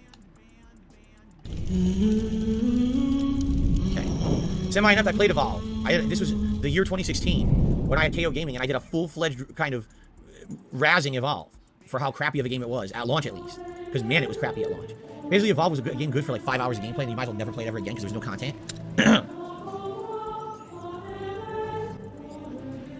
Archvale. Plum Girls, I started playing a game called Archvale on Game Pass. If you played it, super fun so far. Pixel style RPG new. So I had to say, you know me, I love RPGs, and I would love even playing like the more retro style graphic ones, but I don't have a chance. Like I wanted to play, what was the one that I wanted to play during the summer? I even had it marked and everything. I never played it. People were like, oh, don't play it. Don't do it. You just played Final Fantasy, and we want, don't do it. So I never played it. I can't remember what it was called at this point. I've already forgotten. Yeah. All right. Plus sandwich. I have no idea what you're saying. Your name's disgusting. Your profile pic's disgusting. You're banned. There we go. He leans somebody. He actually just leans somebody right then and there. It's not a bingo, sadly, you know what I mean? But we get to tick off at least. And we are 4 away from the full house, but he's about to begin gameplay any fucking second. Unless we get a fucking whole plethora of snorts and 100 likes on the stream, as well as him just doing one final beg. I don't think we're going to get a bingo, guys. Not a full house one anyway. But hey, he did a very fucking sudden leading ban there. Just because somebody had a disgusting name and he asked something horrible as well, apparently. What's up, Jade? I'm ready for Kratos. I'm down for that. I'm ready for Kratos soon.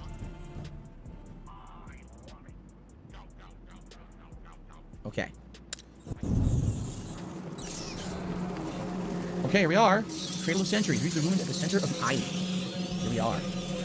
And man, it's dark and dreary and scary, right? Look at all this shit going on. I wonder if there's anything...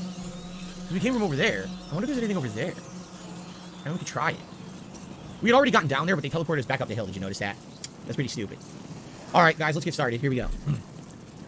Hello, everyone. Phil here, and welcome back. And he's recording for fucking YouTube. Sadly, that is going to end the bingo. We were 4 away from the full house. We weren't too far away, but sadly, it is what it is. He did not say react, somehow. He didn't say necessarily, which is one of the words he actually doesn't enjoy saying quite a lot lately. On demand and no exaggeration either. That is quite frustrating, but these things that we expect Phil to say did not end up saying whatsoever. Annoying, pish, but what can you do? I'm kind of curious to see him reacting to these fucking super chats that came in. I don't think we're too far behind. When I was talking about Derek, for example, the guy that fucking super chatted. Let me fast forward a wee bit. The bingo's over, guys. That's undeniable. The bingo is finished. But let me see if Phil says anything about these super chats that came in. It does pause it here randomly. Hang on. We're not wasting anything. All right. Now what we're going to do is we're going to go with this cart. We're going to go to the right. I got a couple tips that came in. Oops, misclicked. So Gamer Guy, basically SW$, says you are headed for a giant plot twist, and then it will ramp up and will basically not die. Who cares? Who cares? Who cares? Who cares? Yeah, okay, here we go. Doing animations now. That's the tips. Okay. Him to torture him this time. I thought you were... Blah blah blah blah. Hang on. All right, two seconds. I will find this.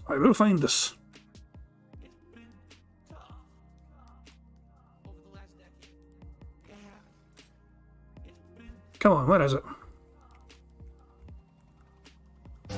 So why is it stopping here? How can I even have done this scan if he's not with me? The game is glitching right now. He's actually fucking restarting the game because it glitched on him apparently. Give me a second, guys. I just want to see how he responds to these fucking super chats. Very random, bizarre super chats. He didn't ban the guy, so I must have answered him. And these super chats have come in. So it's not Lord Prince Albert, and that's not him. There it is. There's the first one here. Here we go, guys. Found him. FecoFunny.com to the super chat. He says, with the podcast getting longer, do you hate games? No, I hate you. You're a jerk. Actually, I don't hate anyone. I'm just joking. Well, that's a very troll and toxic fucking... Wow. Do you hate games? No, I hate you. Fucking hell. Obviously, he's being stupid. I'm not going to pay any real heed to him. Anyway. He doesn't have a super chat very soon afterwards. So see if we can find that. I won't be too far away from it. Come on. There he is there. Here we go. That would be why. That's the Derek question. I want to see how you answer the Derek question. There you go. I mean, I'll play along. I'll play along if this is how you want to do it. I mean, that's fine. Are we going here? Yeah, I think we can go in there, right? But let's see what else we got in this room. We definitely don't need to do this, right? There's nothing new here. You know what? I think there was a tool, but I don't need the tools anymore. Thanks to my upgrades, I don't ever need tools. That's Greek fire. What happens if we blow this up? Did they... hang on. Let me go behind it. Maybe I answered it before. Come on, it'll be fine. So we're going to probably find more of those explosive tanks to blow up then. Wow, that was really revolting. I'm very sorry. FecalFunny.com did another super chat says, why is Derek allowed to spam but no one else? Well, first of all, I don't consider what Derek does spamming. And number two, Bullshit. Bull fucking shit. All it does is fucking spam me. Fucking begs for fucking attention. By the way, Phil, I'm going now, Phil. Phil, I'm going. Phil, I'm going now, Phil. Phil, please say goodbye to me. I'm going now, Phil. Please say goodbye. he's a nice person unlike you. And that would be why. He's a nice fucking person. Is that why you fucking unfollowed on Twitter so you didn't fucking have to follow up his fucking porn fetishes? I hope to fucking God Derek actually does try and get Phil to react to one of his fucking porn stars one time. Jesus Christ. There you go. Even Phil doesn't believe his own words. Look at him. I'll play along. I'll play along if this is how you want to do it. I mean, that's fine. Even Phil doesn't believe the things he's fucking saying about his fucking shit. Jesus Christ. Okay, fuck it.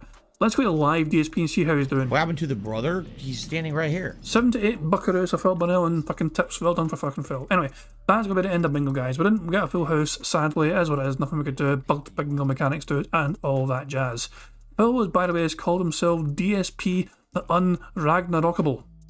He's making up brand new words. Ragnarok, I would say, is like like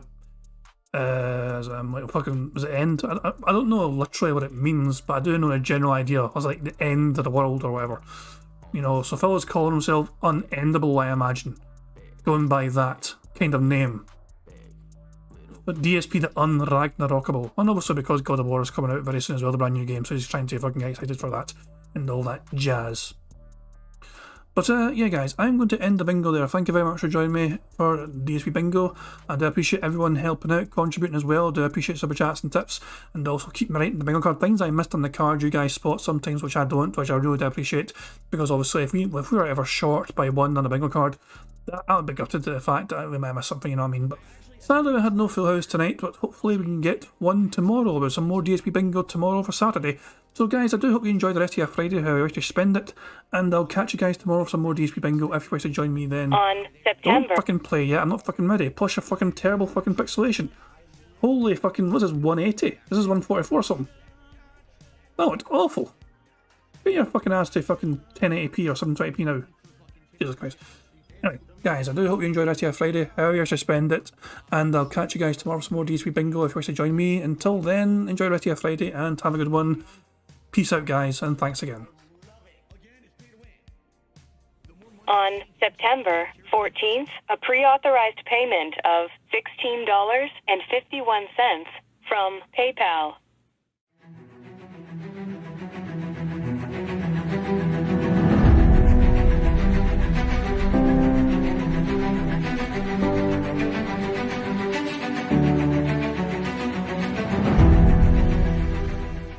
All right, Luna Mills has tipped me $1.30. It says, I'm back. What's your favorite type of shower? When you're showered in money. When you go outside and all of a sudden, greenbacks start falling from the sky. And you raise your face up, you're like, oh, you start dancing, you go, oh, money, money, yeah, yeah. All right, I don't know what the hell you're talking about, but thank you for the first tip of the day.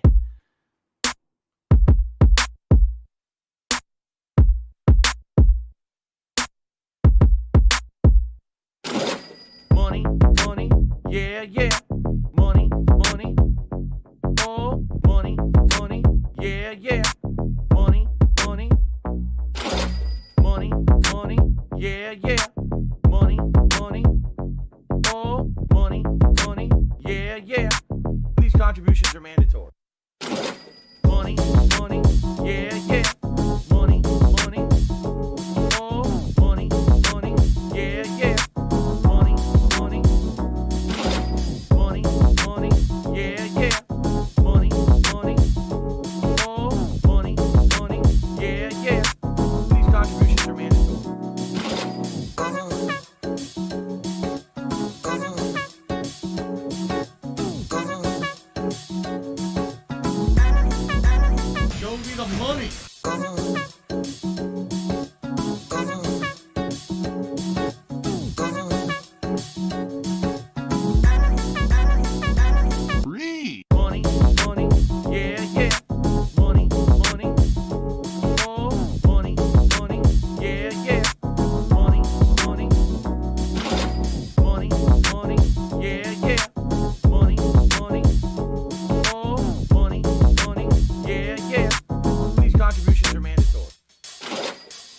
and it's gone. Just gone like that. In an instant. Fucking gone.